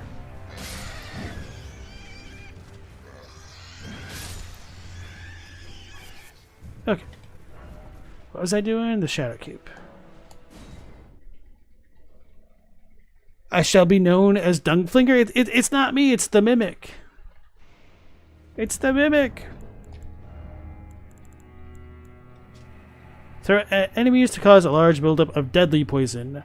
A cocktail of effluence is sealed inside. As the mixture ferments, toxins are produced alongside a putrid stench that seeps out once ripe. Throw at enemies to cause a large buildup of deadly poison. Beware though, those who carry these pots will slowly accumulate poison in their own bodies. Push someone in a privy, expect to get dung on your hands. Alrighty. So now we can replace the fetid pot with a bigger one. Alright, 1 second here.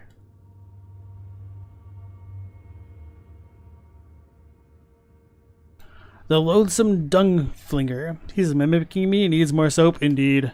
Soap, the most important lore item in the game. Hey guys, I remembered Flame Cleanse Me, and this is going to make my mimic do it. So it's a bad time to do it, but whatever. I was like, how do I memorize spell? Oh, that's why I don't have it, because, yeah, okay, that explains everything. I did remember it, I just couldn't physically equip it. That's funny. Heal from afar. Blessing of the Erdtree. It's almost tempting to give this stuff to the Mimic, but it's not going to use it effectively.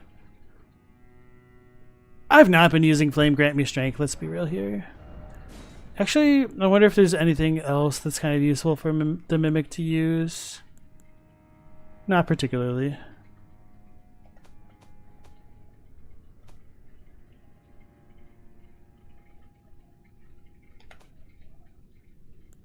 I just need more faith, essentially.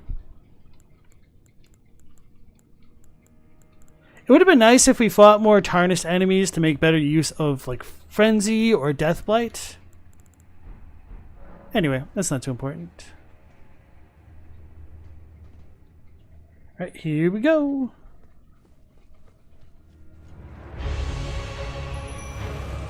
Hello, they're coming.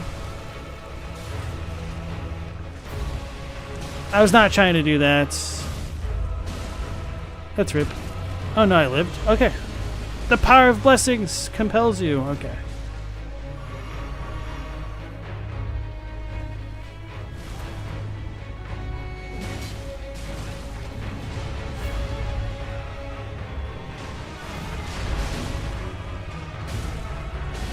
I should have backed up because he moves extremely slowly when he does the grab. That was bad on my part.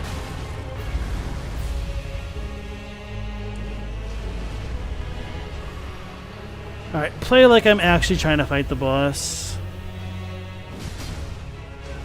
That'll help.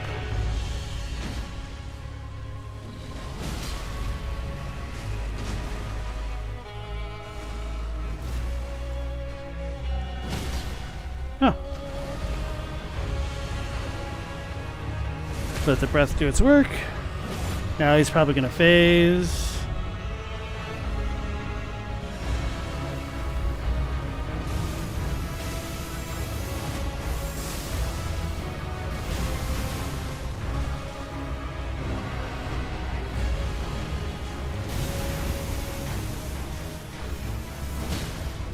Oh, wow. Okay.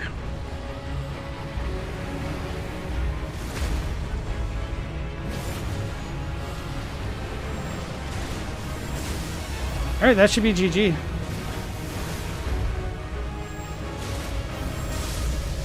That was a lot easier with the Mimic. Oh my god. Mimic and Blessings. It was painful trying to solo this dude without Blessings.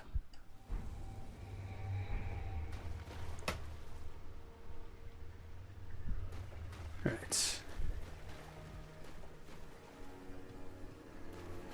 Thanks for the GGs, everybody. Golden Angry Hippo is a royal pain for you? I believe it, man. I spent a lot of attempts on him. Like, he felt doable. A lot of it was just, like, the fact that I had no blessings, so he was really dealing a lot of damage to me. Oh, I guess they also fixed his lingering hitbox on his grab or something like that. Because there were a couple ones where, like, a couple of his grabs where he would do an attack and then go immediately into the grab, but if you're trying to punish him, he could just immediately eat you, which really sucked for me. The red boars are so much more aggressive. The regular ones are so much more random. Oh, are those ones red? I noticed that some of the boars are more aggressive, but not all of them had the extra horns. So I guess that would make more sense if they're red. The only thing that satiates a hippo is to just eat a lot of marbles. Why do you suppose all the hippos have tree fragments? That's a good question. I never thought about that.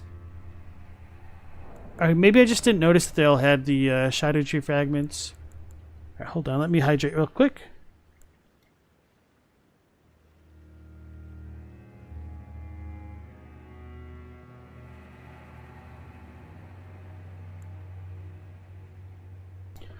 Alright, aspect of the Crucible Thorns. Creates a mass of bristling thorns on the back to scour the area. Aspect of the Crucible that manifested in golden hippopotami. Creates a bristling mass of thorn-like fur on the caster's back before scouring the area by rolling around on the ground. Charging increases the number of rolls and range of attack. In an age long past, before this land was enshrouded in shadow, the vitality of the Crucible flourished. Remains of this can be seen in the ancient ruins. So,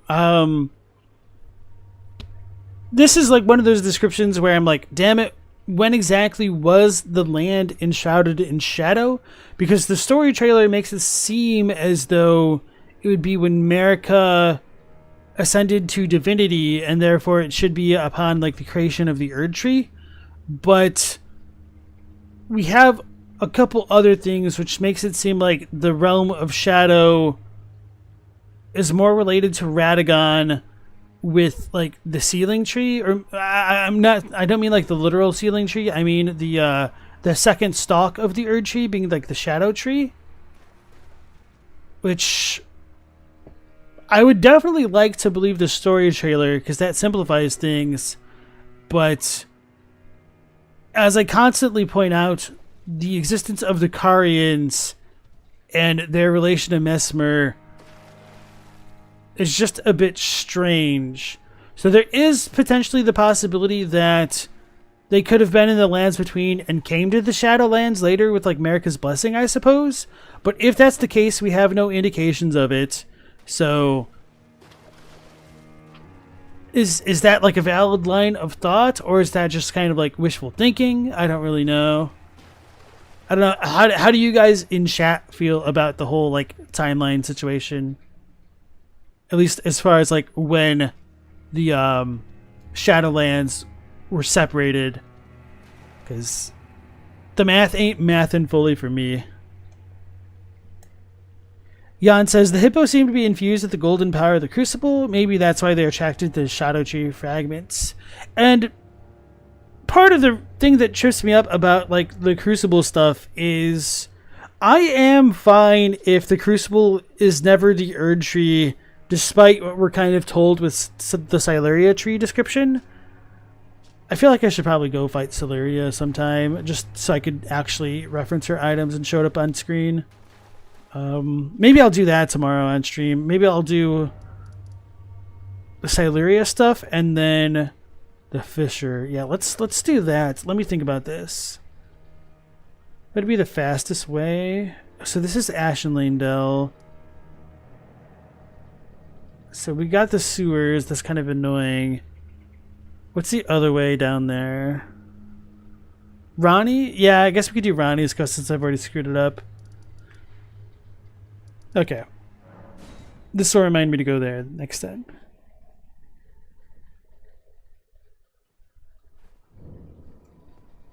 Because we got the Finger Slayer blade. So Celavis is already dead. Wait, no, we didn't get the Finger Slayer blade.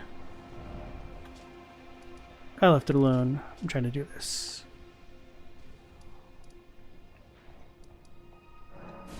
There we go.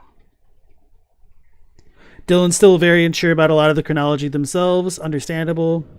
It's Creary. They want us to be confused. Well, they have succeeded.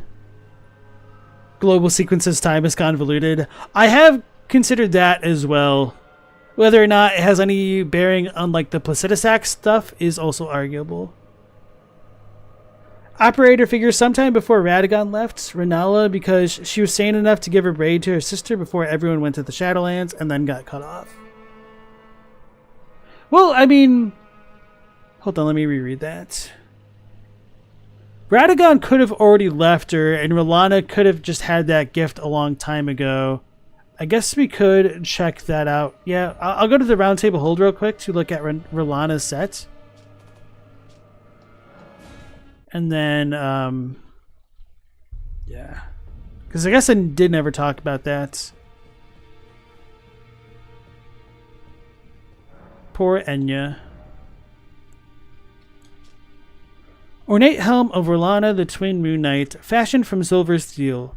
Renala, head of the royal family of Caria, was said to have given her younger sister, who renounced her lineage to chase after Mesmer, a gift of lustrous black hair. So, Renala could have done this before the Shadowlands stuff happened, but that doesn't necessarily mean... Hold on. That it would have... Like, that the Shadowlands themselves were separated before Radagon left her. Because this could have still presumably been in her possession, R'Lana's possession, I should say. But I like the idea, but I don't think it's super conclusive. Jan says, you feel like the Shadowlands were separated after America ascended, but the Crusade began way later. Yeah, I would agree that the Crusade happened way later, but this other stuff just gives me conniptions trying to actually figure out when it was separated. So another thing that might be worth considering would be if the Shadow Tree is the shadow of the Erdtree, would the Erdtree have needed to have existed for the shadow to be born, I guess? Or did they both grow simultaneously is another possibility. So this isn't like a gotcha kind of thing. It's just like, well, maybe it's only able to exist in the way that it does because the Erdtree had already existed.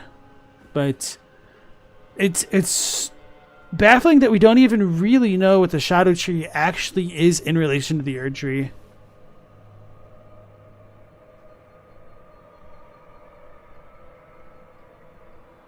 Oh, it's all good, operator.